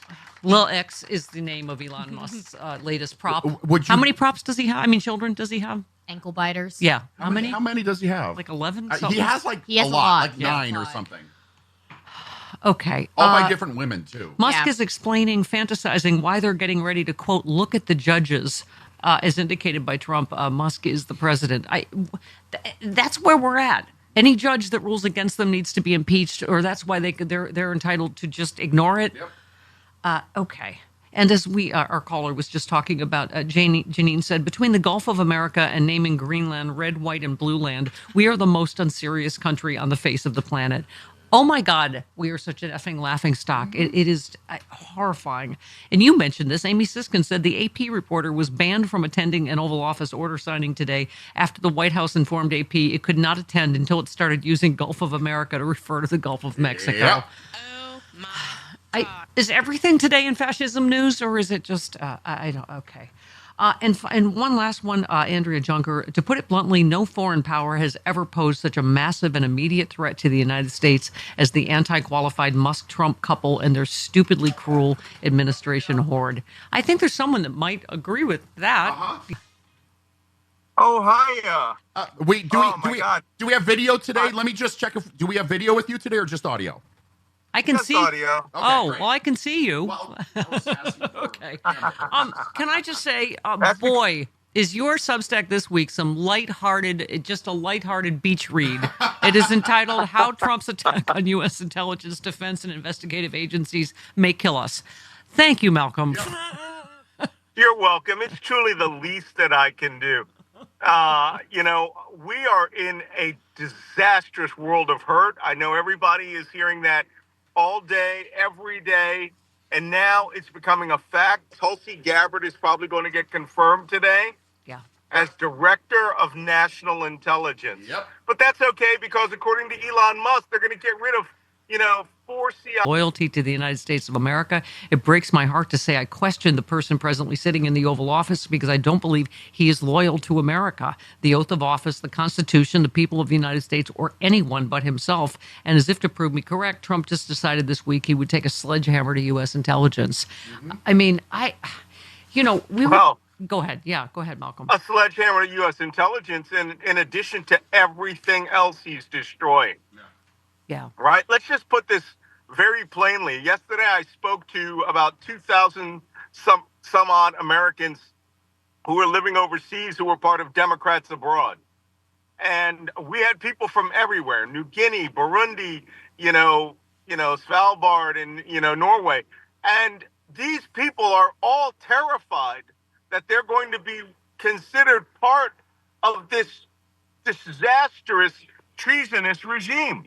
Yeah. The United States is now setting itself up at becoming the global pariah, worse than Russia, if he carries out anything that he's doing. But the first thing he's doing is he's sledgehammering every aspect of American government, and we are going to see a massive economic collapse.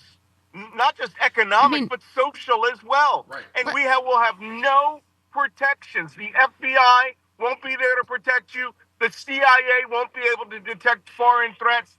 NSA, if Tulsi Gabbard gets in, will likely turn in and use its systems on the American people the way that Edward Snowden said that we were, which we weren't. This is a disaster for all of us.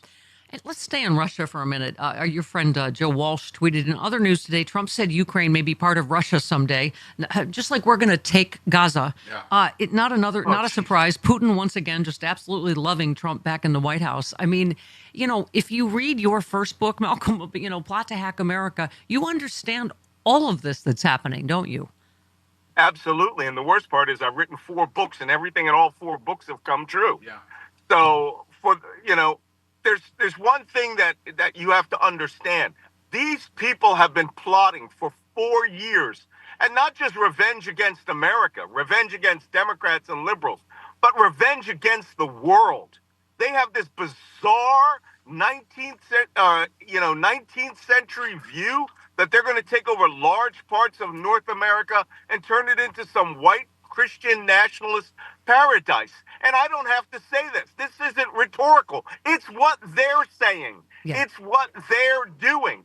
Pete Hegseth went to Brussels to the first NATO working group meeting after those guys had been working with a 4-star general, statesman, scholar, and this guy comes in and says flat out, Ukraine will not get its territory back to before 2014. He's essentially saying he is willing to concede everything Russia has taken thus far since 2014. Yeah, and he's sending... who has a problem with that? Ukrainians. That's right. Well, he's sending Vance over to meet with Zelensky. This is going to be our next quid pro quo, right? He's already said, oh, yeah, we're going to... This is like a stick up. Yeah, we're going to need your minerals and things if you want us to keep protecting you. He is just a mobster. Go ahead. I got to give Zelensky props on this because, Ukraine had a pretty relatively high level of corruption before the war. Once that war started, you couldn't try to extort a dime out of anybody. People would turn on you in a minute because they're losing people by the thousands. So Zelensky understood a corrupt politician when he saw one. Yeah. And he realized the only way to get cooperation is to put out that carrot of all of those minerals and resources that the United States could have first bid access to. Yeah. But they are behind Russian lines, which means Ukraine has to take those areas back if you Americans want what you want. And that's the only way he's going to get cooperation, which is bribe the mobster. Yep. So let's stay on Russia for a minute. We were talking about the release of Mark Fogel, the American school teacher, who has a connection to our new Bella here. Yeah. Yeah, your roommate. Yeah, my roommate made one of his final documentary thesis in college about Mark Fogel and his family because Mark was his teacher in elementary school in Russia. Russia at the international school. So so Malcolm, I mean, once again, Chris and I are always saying, like, who knows what these secret deals are with Putin, right? I mean, of course, Trump wouldn't say what we gave up because it's all about a photo op for Trump, right? To, come back and have, Mark Vogel call him a hero. And then he obviously it's part of God knows what he is doing with Putin, what deals he's making, right? And what we're trading. Based on what I've seen in the last 24 hours, it's pretty clear the deal was that the United States would essentially accede everything taken thus far since 2014 to Russia, based on the Secretary of Defense's comments. These comments are not inexact. They are not unscripted. They are part of their belief system amongst MAGA that Russia is benign and that, we want the fighting to stop, but you're never getting your land back. Yeah. And again, this takes me back to the month I was in Ukraine before the invasion. And when I was on MSNBC and all these scholars are talking about defeat and whatever, and the one thing no one ever factors is the Ukrainians. The Ukrainians will fight to the end without America's assistance. And to tell you the truth, the way they're kicking Russia's butt, they may get all of their land back. Yeah. But guess who won't get the minerals deal at that point? Donald Trump and J.D. Vance. I mean, the fact that he's talking about what essentially seems like a real estate deal with Netanyahu about Gaza, I mean, did you ever think you would hear that exchange? On what authority are we going to take Gaza? He just said, U.S. authority. Are you going to buy it? No, you don't have to buy it. I'm just going to take it. I mean, this is why he wants to be just like Putin, right? Why aren't people jumping up? Adults. Why are they not jumping up and going, are you out of your effing mind? Yeah. Are you crazy to make this proposal? You've decided Islamic fundamentalist terrorism now needs to be a worldwide fourth religion to kill every American everywhere we exist because you opened your mouth and advocated the ethnic cleansing of 2.2 million people. Yep. And then you condemn King Abdullah of Jordan quite possibly to his death. You could possibly topple the government of Saudi Arabia or the government of Egypt to their people. Look, those people on the Arab street, they are smart. They are intellectual. They have a mind. But you know what they also know? They know crazy when they hear it. Yeah. And here's what they do to that.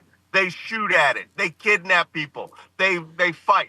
All of these crazy demands, including this nutty demand where he's going to go into the Middle East to terrorists that have held Israelis for over 15 months and say, if all prisoners aren't released by Saturday, it's all gloves off. Well, what are you going to do to them that the Israelis haven't done?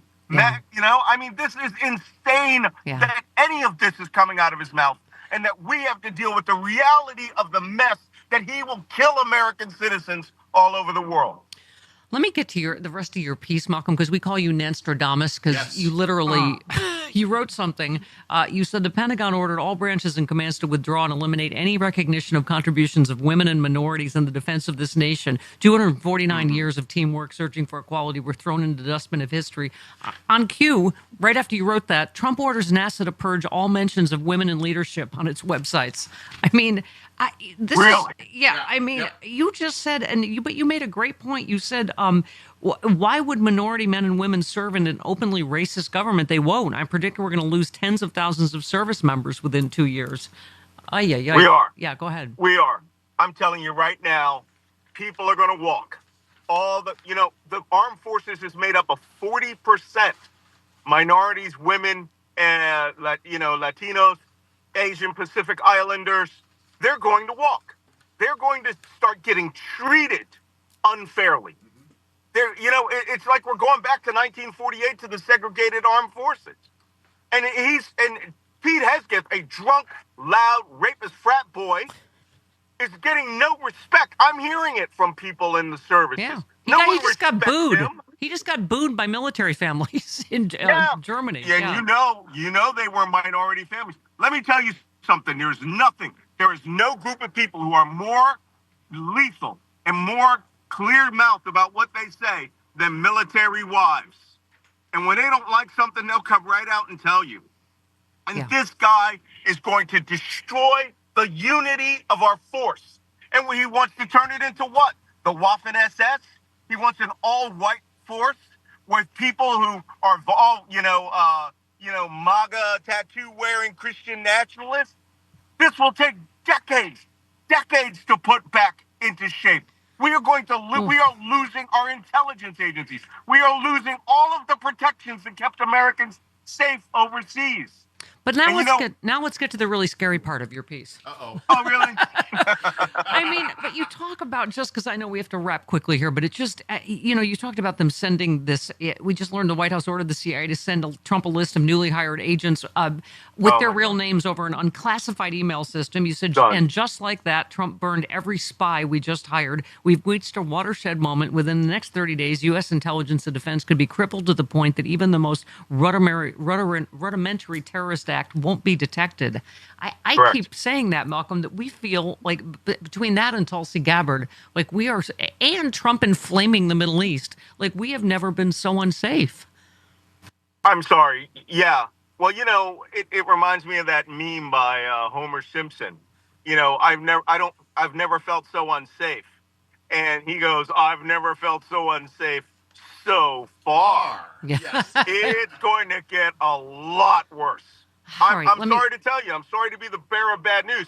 It's going to get a lot worse. Let me read if we don't mobilize... Yep, that's what I'm getting to. I'm getting to your marching orders, Sailor. Okay, go Sailor to it. says, what can be done to stop this? Well, it's up to each of us to resist in some way, every day, no matter how small. Fly your flag higher and or turn it upside down. Wear a button or drive proudly with a bumper sticker that shows your defiance. I'll be posting hints, tips, and tricks you can use from resistance forces and spies of World War II to help you stand up to the Trump occupation of the White House.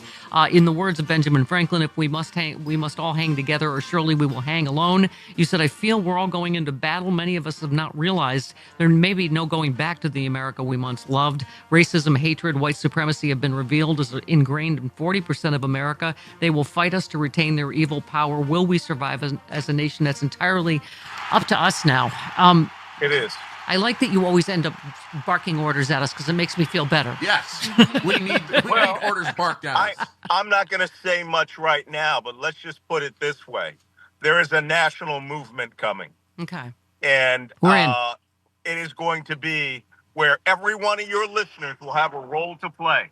Okay? We're in. The United States needs a color revolution, and that color is blue. Okay. All right. We love you. Read Malcolm's Substack. Yes, do it now. for Follow God's him. sakes. It's critical. Yes. It's like that on the pilot. If you want to stay alive, you must. Right? Go. Read it. MalcolmNance.substack.com. All right. Love you, Malcolm. See you next week. Malcolm. Bye-bye.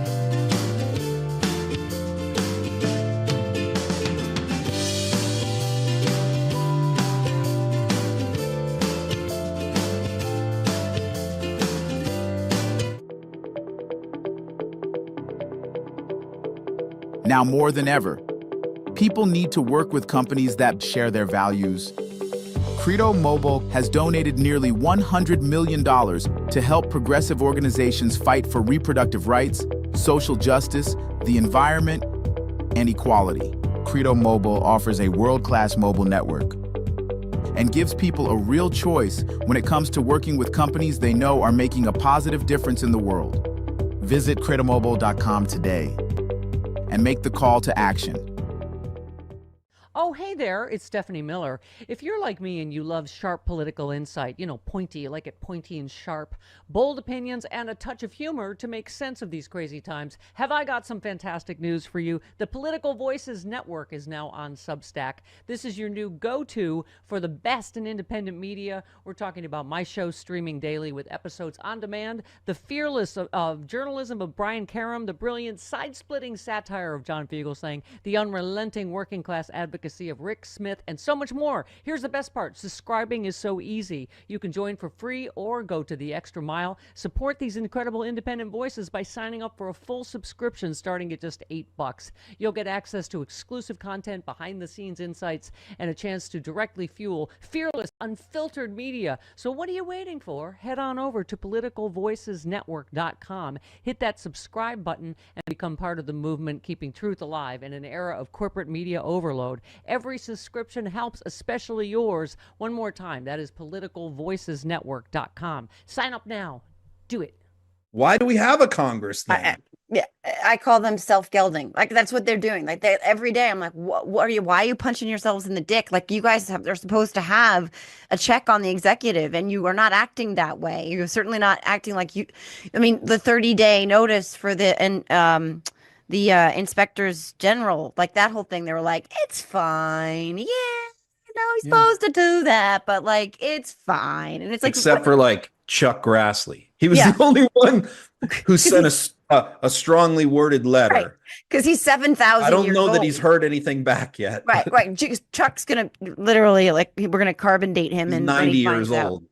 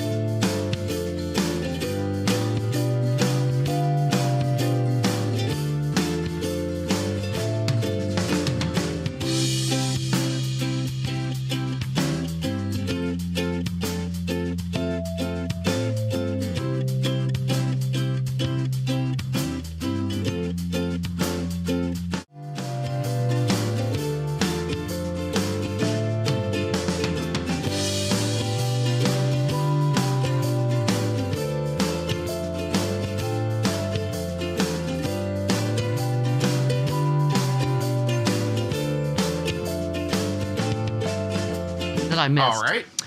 It's talking about people sharing intelligence with us. Okay. He said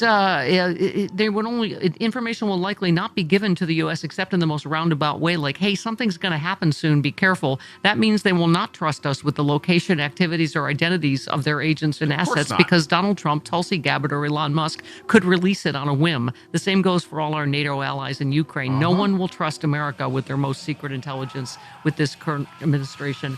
No one. I feel safer, don't you? We're effed. Yeah, we're effed. Well and truly. That was my point. Except that we have coffee with Carlos. Next.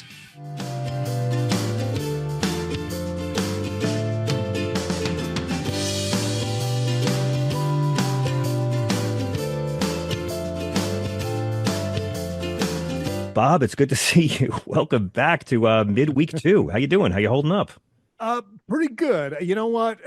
All in all, I think it was a decent day. I mean, I don't know. I don't want to go out on a limb with that, but I feel like this was a bad day for Donald Trump. And if it's a bad day for Donald Trump, it's a good day for democracy. It's a good day for me. It's a good day for everybody.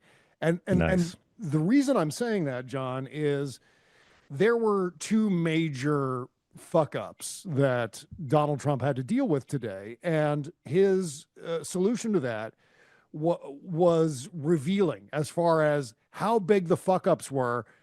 And so he had to come up with something gigantic to get people to stop talking about the 2 big fuck ups. My point is that's the Gitmo thing. The Gitmo thing was so we don't talk about the other colossal fuck ups. Right. Now, liberals are playing their part and clutching their pearls and freaking out over what Man Baby's done, even though Man Baby's never going to get to do it. Yeah. So we're not talking about these other cock ups that he's perpetrated and has been smacked down for.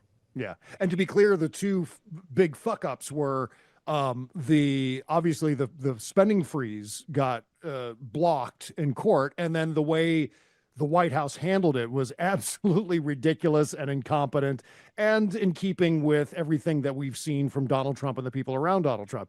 And then the other thing was, of course, the RFK hearings, which were just an and by the way, don't leave out the fact that if another judge slapped down his birthright citizenship bullshit just last week, and he and Elon's new government buyout of federal workers is completely unfunded and illegal. So there's a lot of humiliation going on in the same day. Oh, yeah. And that's all. Yeah. As you said, it's all happening at once. And so in order to compensate for that, he had to wheel out. It was just unbelievable that he had to go to Guantanamo, the detention camp at Guantanamo, the concentration camp at Guantanamo. And the reason I know that was bullshit to an extent was because he hasn't signed an executive order yet. This was something he just blurted in the moment as a way to get people to stop talking about the other things. And so there was no plan in place. We don't know. Experts have been saying there aren't 30,000 beds at Guantanamo. There's not room for 30,000 people at Guantanamo. There are no details. Is he going to send children there? Is it going to be migrants who commit serious crimes inside the United States, or just any migrants? How long are they going to be there? Are they going to have access to legal counsel? And why even ask? Why even ask? Since it's never going to happen. This is it. This is the mouth shoots out the tennis balls, and the media is the dog that has to chase down every single one, down every river and valley the tennis ball goes to. And in reality, by the time the media catches that tennis ball and proves it's bullshit, there will have been 40 more tennis balls vomited from his machine-like mouth. Oh, yeah. And I wonder, John, if there's a list of things that they can go to distract people from all of their various incompetent fuck-ups and so on. And Guantanamo would probably be on that list. Certainly it is on the list because we saw it today get wheeled out. But I wonder, like, I was thinking of that movie Vice about Dick Cheney with Christian Bale and how they were contemplating doing a puppet show with their penises on the White House lawn. I'm just wondering if that's maybe on the list. Like, at some point, Donald Trump's going to put on a puppet show with his penis, and that's going to get people to stop talking about God only knows what's next coming from these incompetent morons. I mean, I'm still convinced before this is over, we will see video of his dick. He'll be the first president whose dick we see. Bill Maher said that like years ago that we'll see a president's dick. I'm sure it'll be his. And I'm sure there's foreign rulers that already have those digital images in their possession. Can I ask you about Bobby Kennedy, Bob? Because I think that's the real big distraction of the day. I have this crazy theory, which is that Donald Trump has already gotten all the value out of RFK he's ever going to need and doesn't need him anymore. So he doesn't really have to care what happens, and he will brush the dirt off his shoulder like it's Matt Gaetz. Those Democrats had RFK for lunch today. And I want to know your thoughts. I want to play a little bit, but I want to get your thoughts before we share some. Well, I want to caution everybody when it comes to RFK Jr., and this especially goes to if there are any members of Congress, any members of the Senate listening to this show right now. When RFK Jr. backpedals and says, I'm okay with vaccines, I don't have any problem with vaccines, watch the weasel words there, because RFK Jr. may say he's okay with vaccines, but what he's not okay with are vaccine mandates. That's the key word there, mandates. For example, the polio vaccine mandate, which, by the way, is a mandate that's on the books in all 50 states, irrespective and of that's whether why they it should voted be for that's Donald why it Trump should or be not. voluntary, Bob. Every kid should be able to have the chance to take their chance with polio. Why not? Right. Come on now. Yeah. But I mean, all 50 states have a polio vaccine mandate, right? And that's the sort of thing that I think certainly Donald Trump is opposed to. I know that RFK Jr. is opposed to. In fact, he's opposed to vaccines as well, but he's trying to wiggle out of that because he wants this gig. In fact, exactly. During the confirmation hearings, he kept referring to his boss, Donald Trump. And he's not his boss It would be yet, amazing, by the way. It's amazing. Like imagine him getting a job for the first time in his life. I mean, it at least involves his, last name. But this is a grifter's life. And, I'm someone who I've respected Bobby for years. I've had him on TV shows. He's been on this show. I've been in fields in New Jersey with him and his damn Falcons, which Caroline Kennedy shared a lot about yesterday. I don't think I've always thought this is a hard sell, because what Bobby Kennedy's doing that's sane is talking about the garbage that we eat and call food and doing something about that. And you know that these Republicans are all bought off by big agriculture, and they don't want to hear the words more regulation to keep people healthier. So to me, that's all been a ruse. There's no way the Republican Party can ever sign on. But give it a listen. Here's Michael Bennett, who's one of my favorites. I love Michael Bennett. And not just because he sounds like if Jimmy Stewart played Mr. Mackey from South Park. Give just about a minute of this, of Michael Bennett really showing more Democrats how it's done. Did you say that COVID-19 was a genetically engineered bioweapon that targets black and white people, but spared Ashkenazi Jews and Chinese people? I didn't say it was deliberately targeted. I just quoted an NIH-funded and NIH published study. Did you say that it targets black and white people, but spared Ashkenazi Jews? I quoted a study, Your Honor. I quoted an NIH study that showed that. I'll take that as a yes. I have to move on. I have to move on. Did you say that Lyme disease is highly likely a materially engineered bioweapon? I made sure I put in the highly likely. Did you say Lyme disease is a highly likely militarily engineered bioweapon? I probably did say that. Did you say that? And that's what the developer of I want our colleagues to hear it, Mr. Kennedy. I want them to hear it. You said yes. Did you say that exposure to pesticides went on like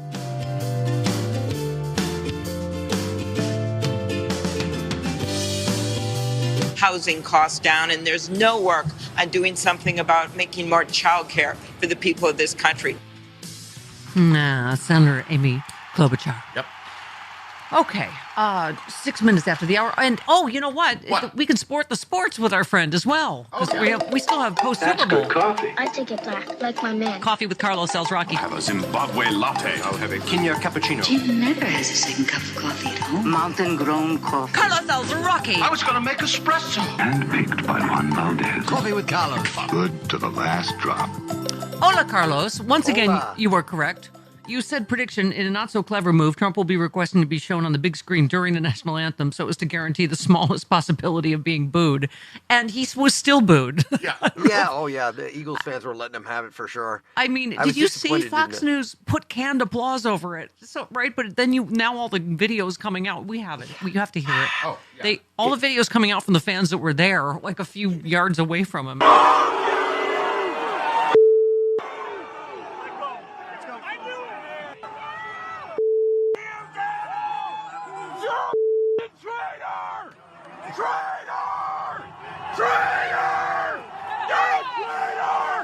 Wait, no. That's the wrong video. That was them screaming at Santa Claus. Okay. That's Philadelphia Eagles fans. But I want to say something. Estoy montana. Fly, Eagles, fly. Okay. Yeah. First it was the Pelicans.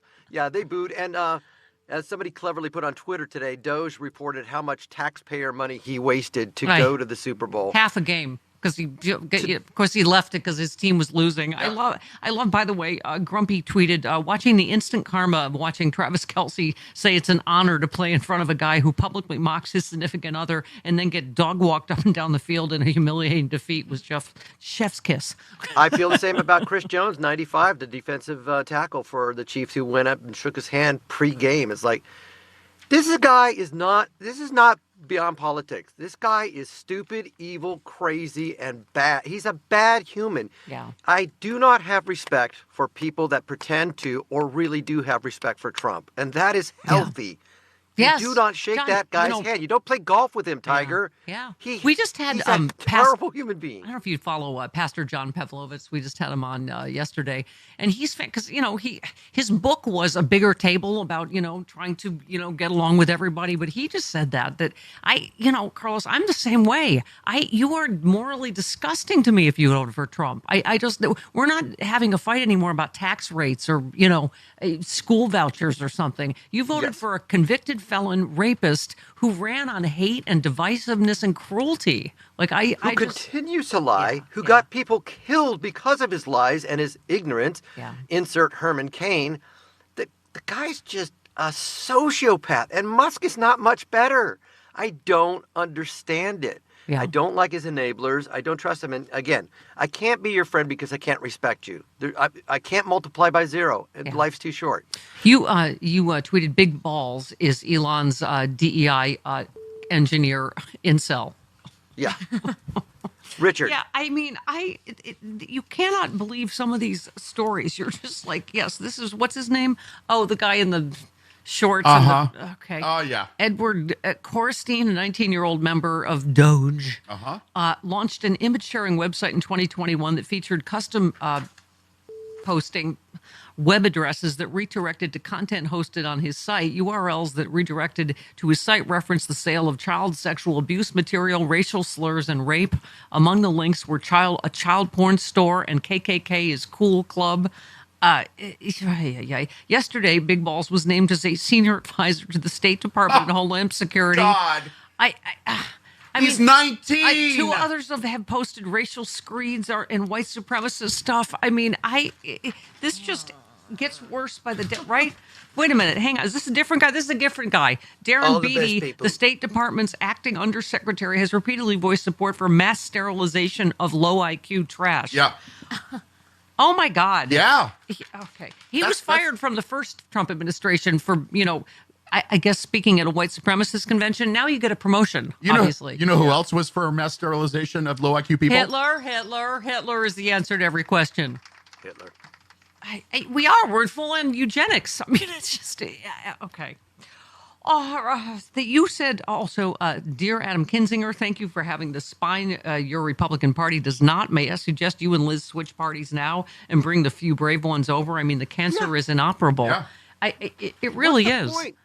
What's the point of clinging to a dying ship where the last voyage of Demeter, where Dracula's killed all of your shipmates? Jump off. Right. You're going to die on that cancerous, infested ship. Just join the good side. Oh, I have because right now there is only one side we're battling, which is the Supreme Court and Doge and all these people. They've wiped out the Republican Party. It doesn't exist anymore. Right. Yeah. It's a corpse.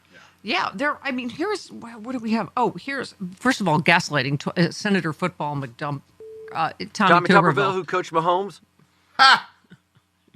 who never met The him. Democrats want to divide us, but Donald Trump wants to bring us all back together, and that's the reason we've got to get rid of this nonsense of social justice, DEI, critical race theory, anything that has to do with division. Social justice. We've always been has at war. to do with It's the division? Democrats are trying to divide us, and Donald Trump's the uniter. You see? You know who has to divide themselves is the wives of people like Tommy Tuberville. Yeah. Divide yourself from cowardly, racist men. Just walk away. And there's a great special Tommy song. If you have a Tuberville's racist brother. friend, I feel like everybody's family. Bobby Kennedy's family. What's that other crazy Paul Gosar's family? Gosar's Tommy Tuberville's family. brothers distanced himself because it's called him a white supremacist. I mean, he can't fiddle with us anymore. I speak deedly. Oh, by the way, divide yourself from those men. Vance's wife. Get the kids, get in a van, and get out. There's so much better human beings you can associate with. I have one more the Doge bag. What does Jojo call them? The Doge bags. Yeah, Doge bags. Elon Musk and his Doge bags. The Doge lackeys are screaming abuse at senior staff. Oh, that's what you want, is be screamed at by some 19-year-old called Big Balls. It's like it's that SNL thing, right? Like, move, let me in the Treasury computer. Totally. Move, I got this. Records obtained by the Post show several members of Musk's Doge team. Who let them out? I mean, that's all I'm asking. Some of whom were in their early 20s or younger, come from positions at his private companies, were given administrative access to OPM computer system within days of the inauguration. Meanwhile, morale has plummeted, said 3 OPM officials. Doge agents have clashed with senior career personnel. One official recalled a meeting in which a young Doge team member began screaming at senior developers and calling them idiots. Okay. Doge. I'm just asking. Who? Doge. I think Rashida Tlaib was right when she was saying that if you want to go through finances and wasteful government spending, you do it through Congress. Let's form a committee. Yeah. At least on the 9/11 committee that Kinzinger and Liz Cheney were a part of, the Democrats, they ousted some people because they were clearly pro-Trump, but at least that was a bipartisan attempt at investigating this sort of crime. And if you want to investigate waste, go, like Tlaib said, do it through Congress. Yeah. Do it through a unified committee. Well, you're right. The Republican, they're just abdicating their own responsibility, their own power of the purse. Chip Roy, who is a Roy Rogers / putt-putt outside of Lubbock, and also a Republican douchebag congressman. Yeah, they're both. Here he is. Yeah, okay. Here he is talking about JD, about ignoring judges, basically. Yeah, be 13. The president beat lawfare when it was going after him when he was a candidate. The president's going to beat this, in my opinion. Yes, I think he should take a page out of Andrew Jackson's playbook. At some point, J.D. Vance is right. When J.D. said, hold on, you can't have a judge step in when the president is exercising his constitutional authority. Imagine if a judge said, Mr. President, as commander-in-chief, you can't bomb this particular city or this certain area. You can't do that. You got to give the president the ability to be the chief executive. They just, I have given up on that we have checks and balances. And yes, judges do have the authority. Ask Richard Nixon. Absolutely. Yeah. You can't have a judge step in when a woman wants to terminate a pregnancy. Yeah. Wait. Yes, you can. Sorry. Yeah, exactly. It just goes on and on. We mentioned this earlier, Carlos. Robert Reich said Trump just directed the DOJ to stop enforcing an anti-corruption law prohibiting corporations from bribing foreign governments. Tasked with implementing that order is none other than former corporate lobbyist and current AG Pam Bondi. It is open season for corruption. Yep. I mean, go ahead. It's the worst of the worst. We're probably going to get Tulsi Gabbard and Kennedy. It just the dregs of the Batman comic book Gotham Society. Just give me the Joker, the Riddler, give me all of them. The Penguin. This scene yesterday at the Oval Office was this shadowy foreign billionaire and his little nose-picking 4-year-old standing next to Trump, just talking for 30. Has Trump ever let anyone talk for 30 minutes? Nope. All white, by the way. God. Yeah. What grossed me out almost as much as the Super Bowl was them showing Rupert Murdoch. Yeah. Oh. So you have Australians and South Africans running this country now. Yeah. Oh, God. Molly says Trump's deportations are at half the pace of President Biden's just a month ago. That, and he's using absurdly expensive military transports to do it. I kept saying this, Carlos. I knew it. It was just a big, dumb, mean reality show, of red meat for his MAGA base, right? I think he's frozen. Oh, he froze. Is this happening again to me? Disappear. There he is. There you go. Go ahead. Yeah, Trump is like acting like a crazy, crappy David Copperfield going, I'm going to make the Statue of Liberty disappear. We can see it. It's mirrors. I don't think Bella was alive for that. I wasn't, but I know what it is. Okay, I know got it. David Copperfield. She gets the reference. Magician. Yes. It is. It's all a crappy magic trick. I know. It is. It is. Yeah, by the way, 27 religious groups have sued over ICE raids at churches. I mean, Carlos, there's a stack a mile Let's see long. religion working. Yeah, thank you. Things Jesus would actually do, right? I mean, welcome the stranger is one of the biggest, whatever it's called. I don't know. I don't speak Bible. Even the old Argentine Pope, giving him the business. Not the commandments. Right. I know that much. It just goes on and on. Kash Patel has been personally directing the ongoing purge of senior law enforcement officials at the FBI per highly credible whistleblower allegations. And as we were saying, he's probably still going to be the head of the FBI in a couple day or whatever. It has this Kash feeling. Patel with his train spotting heroin eyes. There's a baby. Baby There's a crawling baby on the ceiling. Have you seen him in that S&M leather thing? And then he also did a meme of himself chainsawing Democratic officials. Oh my gosh. They're all Catapulting Adam psychopaths. Schiff's watermelon head. He's a child. They're just all they want to do is they're all children. They want to play off owning the libs. They don't want to actually help people. Exactly. Yeah. Kahlo says voting for Trump in 2024 was like buying a ticket for the Titanic after it hit the iceberg. It's true. Yeah.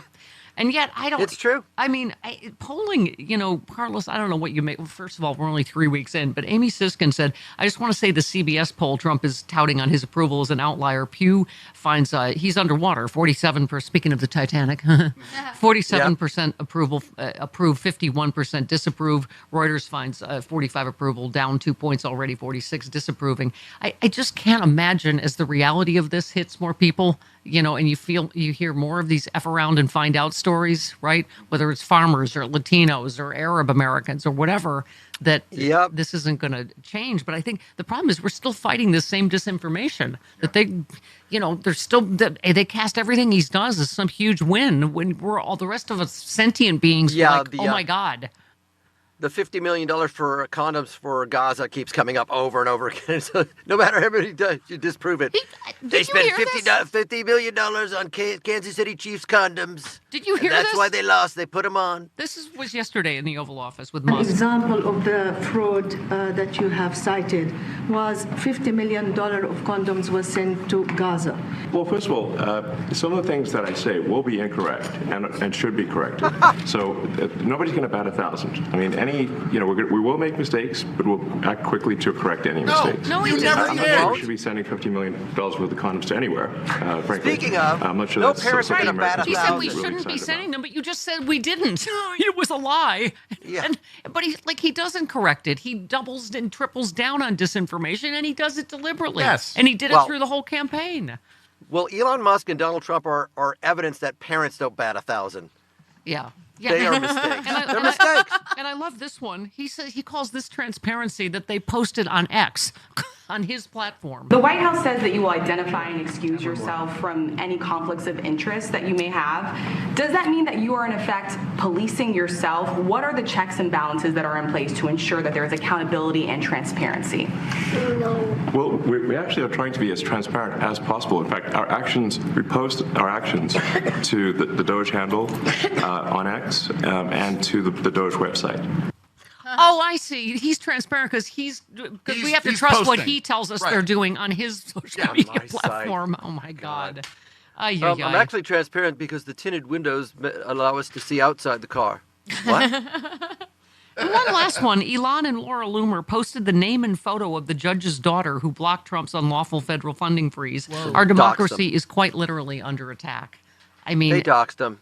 Yes, exactly. God, Laura Loomer, that melting house of wax museum face. Jesus. They're ugly on the they're all inside the and worst outside, is what I'm supervillains saying. ever. I don't mind making some fun of somebody's appearance who's ugly on the inside, and she's both.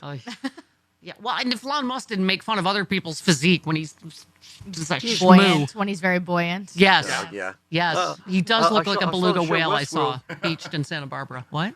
I saw the show Westworld, and I want to look like a man, not a balding, All right, Phoebish we're long. 25-year-old. 22 minutes after the hour. This portion of the show brought to you by Freedom From Religion Foundation. Speaking of what Jesus douche. Oh, I'm sorry. That was right-wing douche nozzle, Republican Tim Burchett, standing up for the Teenage Mutant Ninja incels. He said at least they're competent, the racist 20-year-olds. Because that's who he was talking about. Okay. Hi, Rude Pundit. Good morning. Good morning. I thought we were hearing from Chris Murphy, which goes to the point of your piece about Democrats fighting back. But anyway, hi, Good morning. Good morning. Good morning. What a lovely morning. Yes. Is it your hometown? I'm shocked you aren't a Kendrick fan. Kendrick's awesome. I like girls. I like the Beyonce one. I like Gaga. Oh. Anyway, no, it was fine. Your city of New Orleans, though, was a party and a half, right? It was, and you know what? I truly appreciate it. I don't really, give a damn about who was going to win the game. Right. I do appreciate that, the quarterback that Trump praised just got his ass. I thought that, and he's like, "Oh, it's an honor. The president likes how I play," and I'm like, you know what? You both deserve that karma. Got his ass kicked. Yeah. And of course, and also, way to go, Philly, and I mean the city of Philadelphia, in living up to everything we thought about. Yeah. What Philly would do after a victory. Yes, but also they were the ones that declined the invitation to the White House last time, and then like the petty little vindictive bitch that he is, he went, "No, I disinvite them then." So I was already rooting for them. I forgot about that. Yeah. Yeah. So much more to look forward to. Yeah. You were all over it, man. On the Blue Sky, you said they're really trying to make this country into Russia, a backwards oligarchy with nukes and a madman with empire ambitions in charge that doesn't give a about the lives and deaths of its citizens. I mean, that's the thing, Rube, we were saying. I think it's starting to show up in some polling, which I think is good news. I mean, we got to remember we're only 2 weeks in, Right. And I was mentioning the latest depressing Washington Post, let's talk to 20 Trump voters in a diner who like what Trump is doing story. But it is. I missed that one. It's starting or now have a block up to those kinds of things.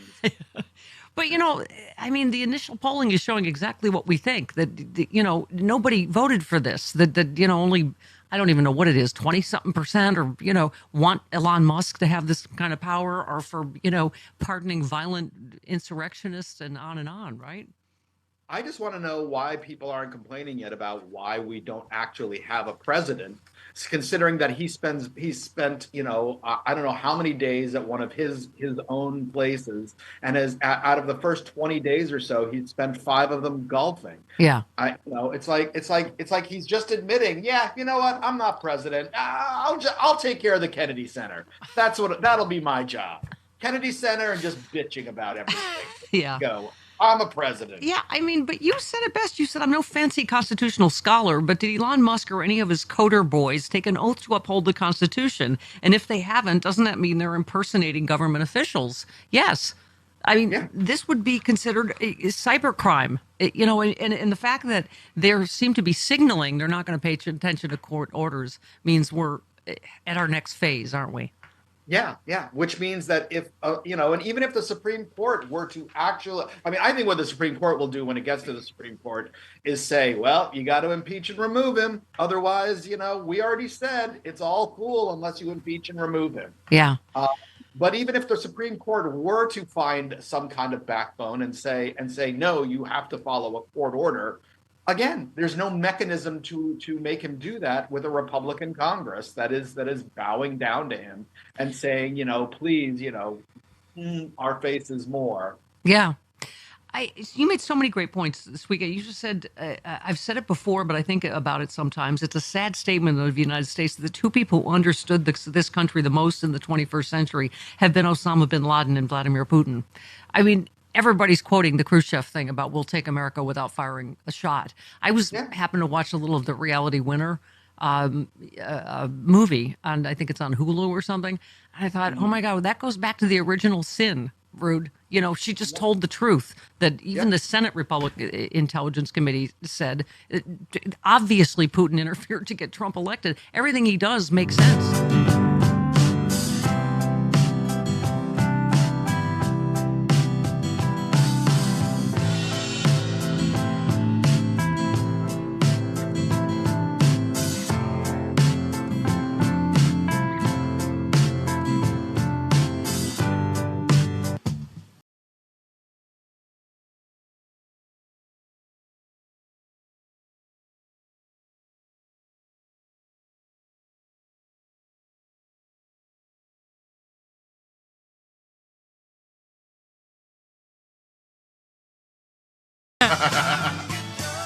More than a 3-hour show. Yeah. Listen, go to carlosalzrocky.com. He's got travel dates, man. He's doing cartoony stuff in Miami and Redding, California, Oklahoma City, Richmond, Virginia, on and on. Philadelphia, Philly. Might go to Long Island in August. I'm going to go probably to Baltimore, Hagerstown, Maryland, near Baltimore. Very cool.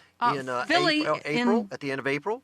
When is that? October. Philly in October. Fly, Eagles fly. Okay. Fly, Eagles fly. Let's go. What do you say, Monk? Do you ever go to the big Comic-Con in San Diego? I've been to the big Comic-Con, but only as a part of a panel like with SpongeBob or Patrick Star Show or Fairly Odd Parents. It's not a great place to go sign, per se. But I do go and visit, and it's a lot of fun. It's a lot of fun to see the evangelicals clash with the cosplayers. Oh! There will be literally somebody dressed like Jesus getting in an argument with the people like, Jesus will save you. Getting in an argument with SpongeBob. You missed my joke, but I got a big laugh from Bella. I said bathing optional? Is that why? Bathing optional, oh yeah. And deodorant optional. Comic-Con, now in Scratch and Sniff. Cosplay, how about shower play? So, Carlos, I want to get your take on, obviously, with all the stuff with Gaza, a lot of people talking about, good job, Jill Stein voters. Yep. But Hakeem Jeffries reportedly has expressed frustration with liberal groups during a private meeting with House Democrats. Many activists in the party don't believe they're doing enough to stop or slow down Trump's agenda. People are pissed at the senior House Democrats. So I want to get your take on that, because I don't want to... I can understand why we're... Right.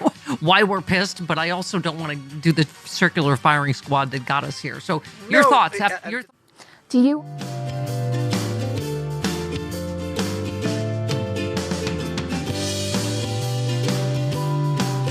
Is flexibility and how and when you get tasks done important to you? Is your workday a little unconventional? Do you think autonomy is underrated? How important is it to be able to do things on your own time rather than someone else's? Flexibility in your workday means you can decide when and where to invest your time, like focusing on the important parts of the business that only you can do.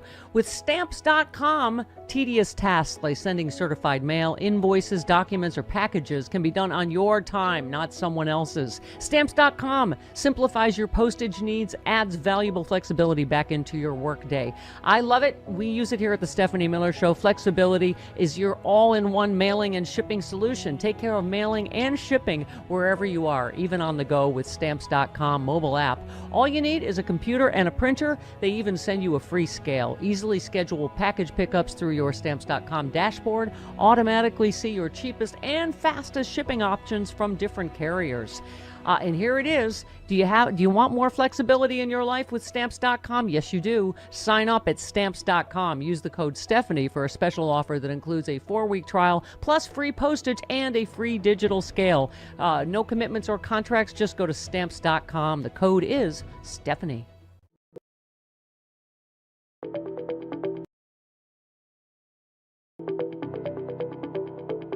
Now more than ever, people need to work with companies that share their values.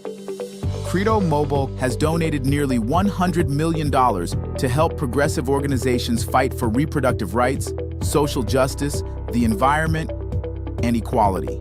Credo Mobile offers a world-class mobile network and gives people a real choice when it comes to working with companies they know are making a positive difference in the world. Visit credomobile.com today and make the call to action. Oh, hey there, it's Stephanie Miller. If you're like me and you love sharp political insight, pointy, you like it pointy and sharp, bold opinions, and a touch of humor to make sense of these crazy times, have I got some fantastic news for you. The Political Voices Network is now on Substack. This is your new go-to for the best in independent media. We're talking about my show streaming daily with episodes on demand, the fearless of journalism of Brian Karem, the brilliant side-splitting satire of John Fugelsang, the unrelenting working class advocacy of Rick Smith, and so much more. Here's the best part. Subscribing is so easy. You can join for free or go to the extra mile. Support these incredible independent voices by signing up for a full subscription starting at just $8. You'll get access to exclusive content, behind-the-scenes insights, and a chance to directly fuel fearless, unfiltered media. So what are you waiting for? Head on over to politicalvoicesnetwork.com, hit that subscribe button, and become part of the movement keeping truth alive in an era of corporate media overload. Every subscription helps, especially yours. One more time, that is politicalvoicesnetwork.com. Sign up now. Do it. Yeah, I watched the press conference in awe because they basically doubled down. She basically doubled down everything that Donald Trump, said yesterday. And Peter Doocy asked, should it be safe for Americans to fly with all these DEI hires? And basically her answer was, yes, the president thinks it's safe, but two can be correct at the same time. So while she's saying, yes, it's safe, these DEI hires are a huge problem and they're safety concerns. I mean, it's completely ridiculous. They're just unhinged. This entire press conference was embarrassing, quite frankly. And I think the last question one of the reporters asked was, Donald Trump had a moment of silence yesterday for the victims and then used some expletives during the press conference yesterday. Is that what he's going to be doing? And then Caroline Leavitt called it courageous. She said that him using these words are courageous, and he's speaking for the American people that, quote, maybe don't have the courage. So now it's courageous to swear at a press conference, apparently. You're the president of the United States of America, right? But when Joe Biden called Doocy Light a stupid son of a bitch, he was Right. all like they were going to burn him at the stake, right? Like, Right.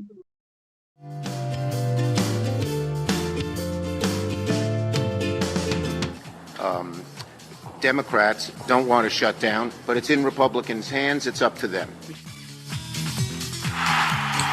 The Senator Schumer, who lacks a little bit of riz, but is doing we're saying the right things. So, Carlos, we were talking about this. Hakeem Jeffries apparently frustrated with liberal groups. I was saying that, former Republican Congressman David Jolly was defending Democrats the other day on TV because he said, I don't understand why, of all people to blame. And I don't want to, like I said before the break, Carlos, do this circular firing squad, because if we don't turn out in the midterms, I mean, we've just lost our country forever and ever, but I do understand, I just was saying, I think Chuck Schumer's not the best messenger. I think there is an urgency that Jasmine Crockett and Senator Murphy and others are using that is more aligned with what's happening, that we are in a crisis. We're in a constitutional crisis. AOC is using terms like 5-alarm fire, which I think that's where I do think the base is. So I get that the base is frustrated, but I get that Hakeem Jeffries is frustrated that, we didn't turn out and get them the majorities in the Senate and the House, right? Yeah, and I think you were referencing the people that were, the issue was Palestine and how the Biden administration was dealing with that. Right. And a question of morality, we're on the side that you're on. It was just a strategy thing. Of course, this was an election year, so that to side with the Dearborn voters would have offset and upset the other voters on the other side. This was all designed by the Republican Party to put us in a bind. And so while the Democrats could have done more or better policy on Palestine, it just wasn't a good strategy to withhold your vote because something worse was going to come into place. And again, letting the perfect be the enemy of the good is always going to be a bad strategy. So we don't lack morality because we wanted to vote for Kamala Harris, even though her policy in the Middle East wasn't pristine and the most humane thing you could do. But we needed her to win. You have to vote to win and put other issues and lump them with other issues that you could lose should you withhold your vote. And this is, fascism. It's autocracy. It's lawlessness. We don't want you to work with them to further facilitate that, Kevin in D.C. makes a good point about, where are the Gaza protesters now? Kevin in D.C., real quick, go ahead. Yeah, good morning. That drives me crazy what you said. Your our long-term frustration with letting the perfect be into the good is not just the Gaza people, but no offense to you, Carlos, but I've seen Latinos get on their own people about voting against their own self-interest. It and a lot of them are whining about their kinfolk being deported.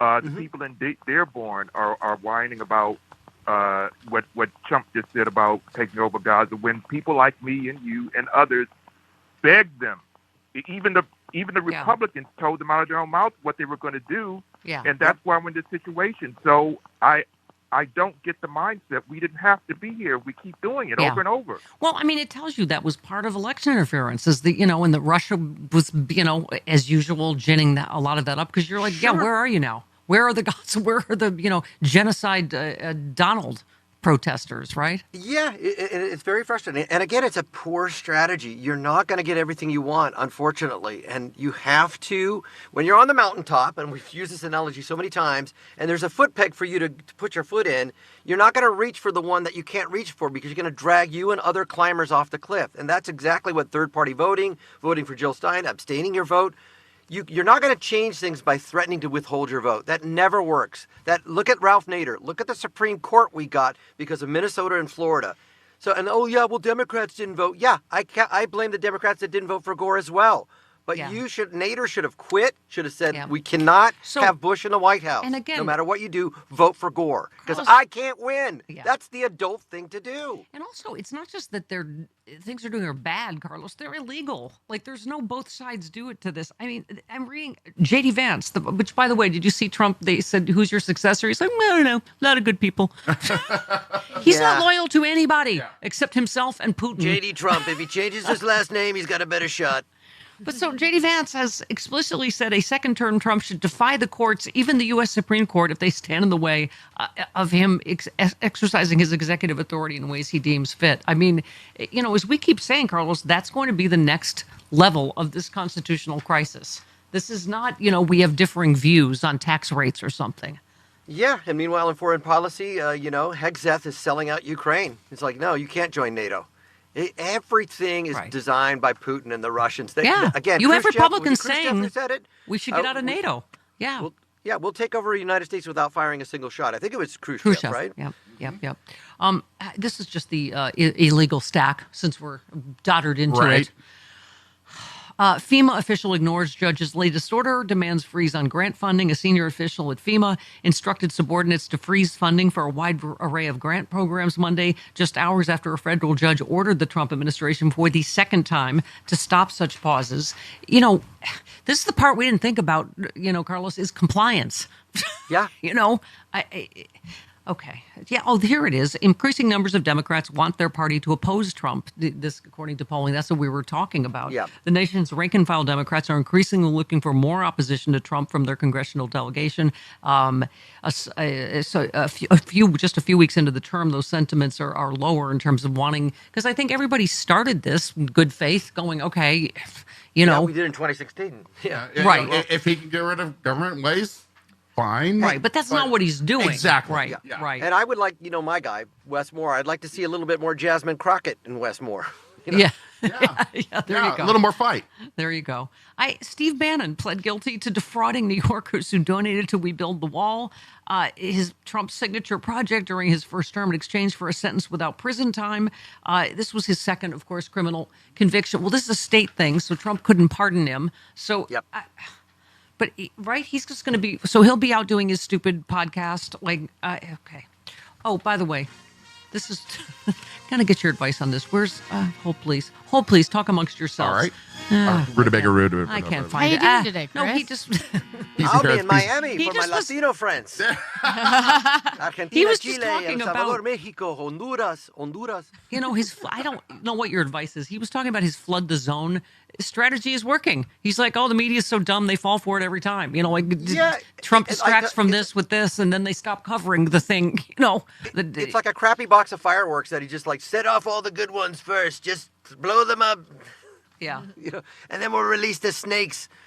And by the way, let me tell you something, Stephanie. J.D. Vance is a great shot at being my successor, but he's got to dump the Indian, okay? He's got to get rid of the dark one. Not going to happen. He said and that you know as what? Trump. JD would do it. He's just like Ted Cruz. He lobbied. He got this racist kid back in at the Doge who did some anti-Indian hate thing online. His wife is. I mean, they're just. Oh my God, they're just spineless JD. cowards. Dino. Dino, come back. All right, Carlos, let's come with me. Let's try to cover the amount of crazy between the Elon Musk 4-year-old nose-picking Oval Office thing and then the saying we're going to take Gaza sitting next to the king of... Right. Okay. And the Brett Baer. Yeah, thank you. Thank you. Super Bowl. Because this is a lot of crazy that was packed into the last... Okay. I don't know if you missed this one. Brett Baer said, sports has always been something Americans rally around, come together. You won the popular vote. You won all the swing states, but still Kamala Harris got 75 million votes in the country. Trump, well, if you believe the whole thing. Oh, I'm sorry. He's an election denier of this election, too, the one he just won. Yeah. Okay. Yeah. He said, Brett Baer said, yeah, okay. Trump, the whole thing's ridiculous. Baer, let's just say the election was as it was. Brett, excuse me. There are 7 swing states. I won them all. Yeah, well, Brett Baer already said that. You did.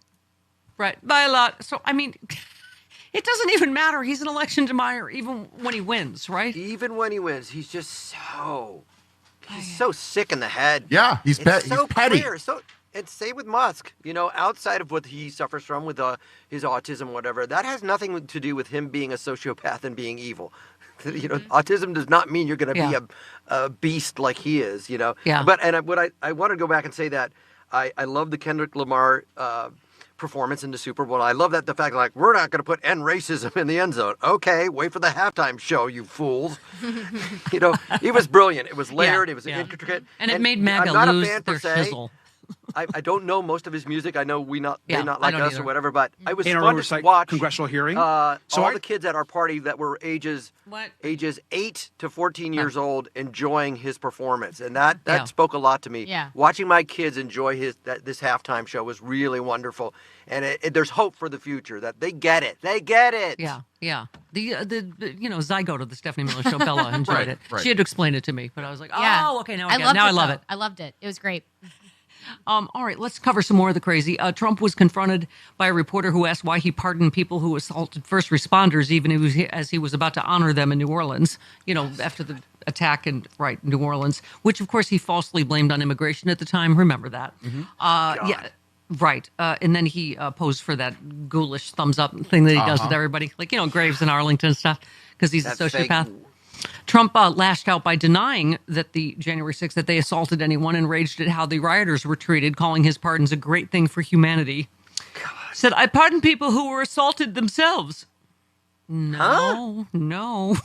They were assaulted by our government. I pardon J6 people who were assaulted by our government. That's who was assaulted and they were treated unfairly. This is going to be just the erasing of things we saw on tape in real time, right? Yeah. I mean, I would love to see just Melania just turn against him. It would be so evil with her snake eyes. That's it, Donald. No money coming in. I've had enough. I have individuality. Exactly. Yeah, Brett Baer asked him about prices coming down, and he just avoided it entirely and said...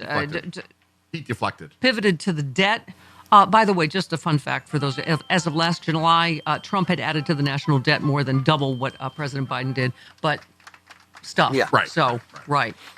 Brandon, no investigation by the Doge into wasteful spending for SpaceX rockets and all the subsidies that Tesla That's got. apparently not government waste. He just got a new contract. Yeah. Yeah, okay. Yes, Christopher. Just checking. Okay. You know how we were talking about how Democrats need to have a little more fight? A little oomph. Okay. Representative Robert Garcia is sitting in the Doge subcommittee hearing right now. And he said, quote, I find it ironic that our chairman, Representative Marjorie Taylor Greene, is in charge of running this committee. In the last Congress, Chairman Greene literally showed a D pic, only he said the word. Yes. Thank you. In our oversight hearing. So I thought I'd bring in one as well. This, of course, is President Elon Musk. Oh, that is, come on, bam. Nice. That's Beautifully funny. played. That's what we're talking about. Yes. When they go low, we go Jasmine Crockett. Absolutely. I love Robert Garcia. I want to marry him. By the way, Marjorie Taylor Greene may run for the Senate or for governor in Georgia. So that'll...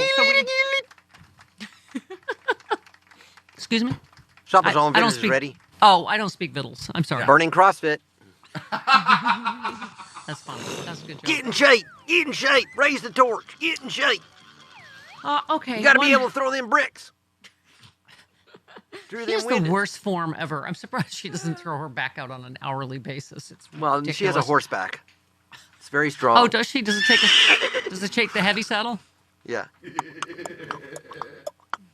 Is that Here's her your walking hay. off the house floor? Yeah. Okay. Just, you know what? You just pulled a Budweiser in here and shut up. Okay. That was a Clydesdale joke. I got it. Yeah. All right. Clydesdale. All right. Well, Yeah. kind of bombed. Okay. All right. One last one. Trump raged at Biden when a reporter asked if his raft of security clearance revocations is a form of retribution, because, yes, of course it is. He said, there are people we don't respect, people. There are people that we thought were breaking the law, came very close to it in previous years. What? I don't know. He's talking about Joe Biden? Yeah. Okay. And we do it, and we've done it with some people. We did it with Biden himself.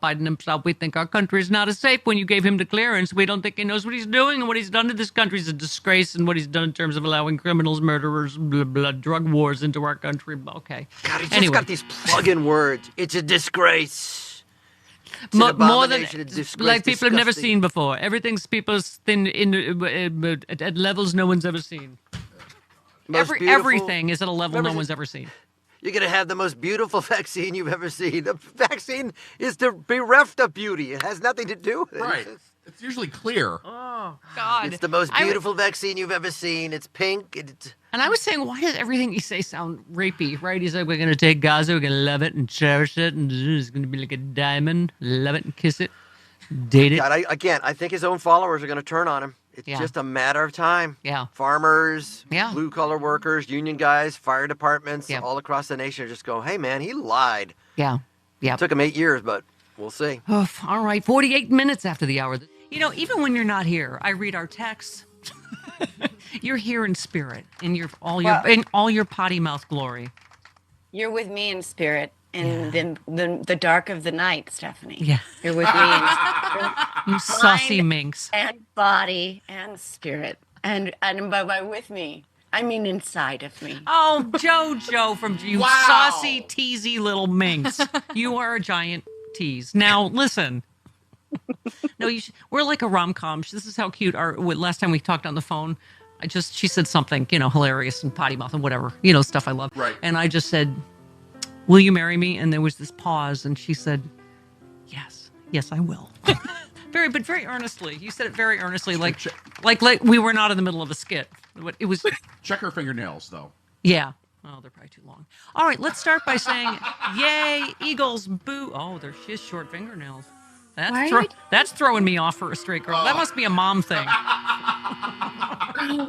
Wait a minute. I think I'm on to you now. No, they're very utilitarian stuff. Oh. Pretty, but functional. Oh, See how me that- too. I have gold. Can we start by saying, yay, Eagles, and boo, Donald Trump? Yay. Yeah. I mean, fly, Eagles. I'm not an Eagles fan. I'm a Giants fan. But I will say it was difficult in the midst of the game. And George Conway can attest to this because he's an Eagles fan who's been recruiting me for a very long time to turn to the dark side. At some point in the game, I was like, I've been cheering for the Eagles like this whole time. What happened to me?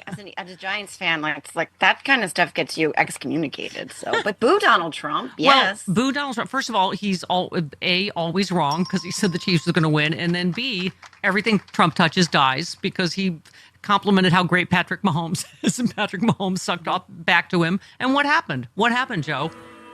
Patrick Mahomes got his ass kicked. Boy, did he ever. I mean, how many times did that guy get sacked? He got sacked more than I did in college. Hey, I mean, it was like, that's a whore joke. Hey. hey, I'm going to lean into it. And I did many times. What? I digress. But Snow, right, he really, it was a lot that. And why did they only show Tay-Tay one time? What was that all about? Yeah. And because some maggots booed her, Trump's like, this is the thing I think I will never get over of all the horrors is hold on. He's just perpetually 8. Yes. Right? Trump taunted Taylor Swift. Yeah, because this is what you want in the leader of the free world. Taunted Taylor Swift claiming she was booed out of the stadium, which is, they said Trump erroneously claimed, because of course he did. There were some smattered boo, not as many boos as he got, by the way. No. Yeah. No. Yeah, I mean, and nothing says presidential, like waking up in the middle of the night and being like, no greater failure than Taylor Swift. Like, it's like so petulant and sad. Assistant President Poopy Pants needs to stop. Do you remember he tweeted that? I hate Taylor Swift. Yeah. Oh my God. Okay. But Travis didn't have her back, which I gotta say, was really disappointing.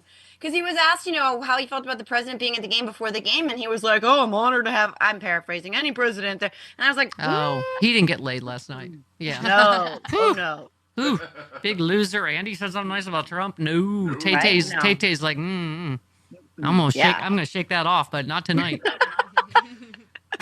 He had to shake it off alone. Yeah. That was a masturbation joke, ladies and gentlemen. Your code is so hard to break. Master who? It's your whore Da Vinci code. It's like a whore decoder ring. Yeah, you got my whore decoder ring, Steph.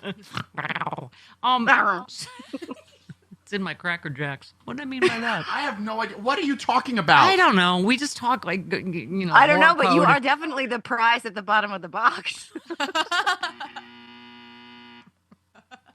We are definitely, we are those two girls, everyone in the lunchroom is just will never sit anywhere near us because we're so clicky. We don't even understand our own click. We don't even. Remember the health films they would show? I was the kid in the back of the class going, all the jokes, right?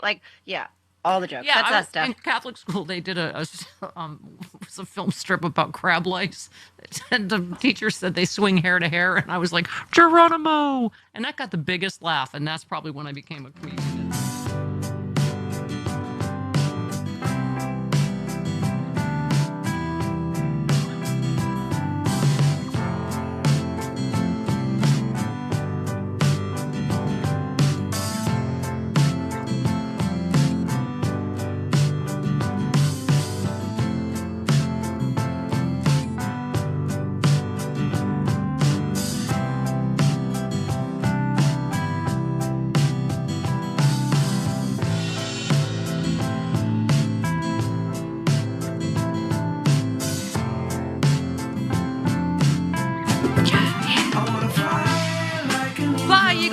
I get it.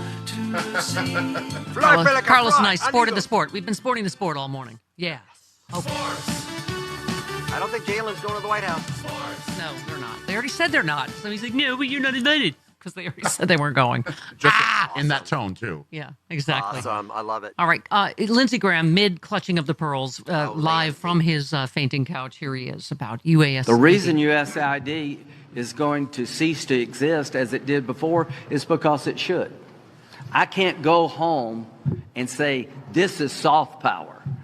Operas, whatever agenda you got, needs to be focused on making America safer. I've had enough of him. Okay. Oh, my God. Soft power. Is that what he calls it? Is that what the bottoms call it now? He's moving up. He's going to be playing Soft from power? the pink tees now. It's a mixture of white and red. It's right in between both.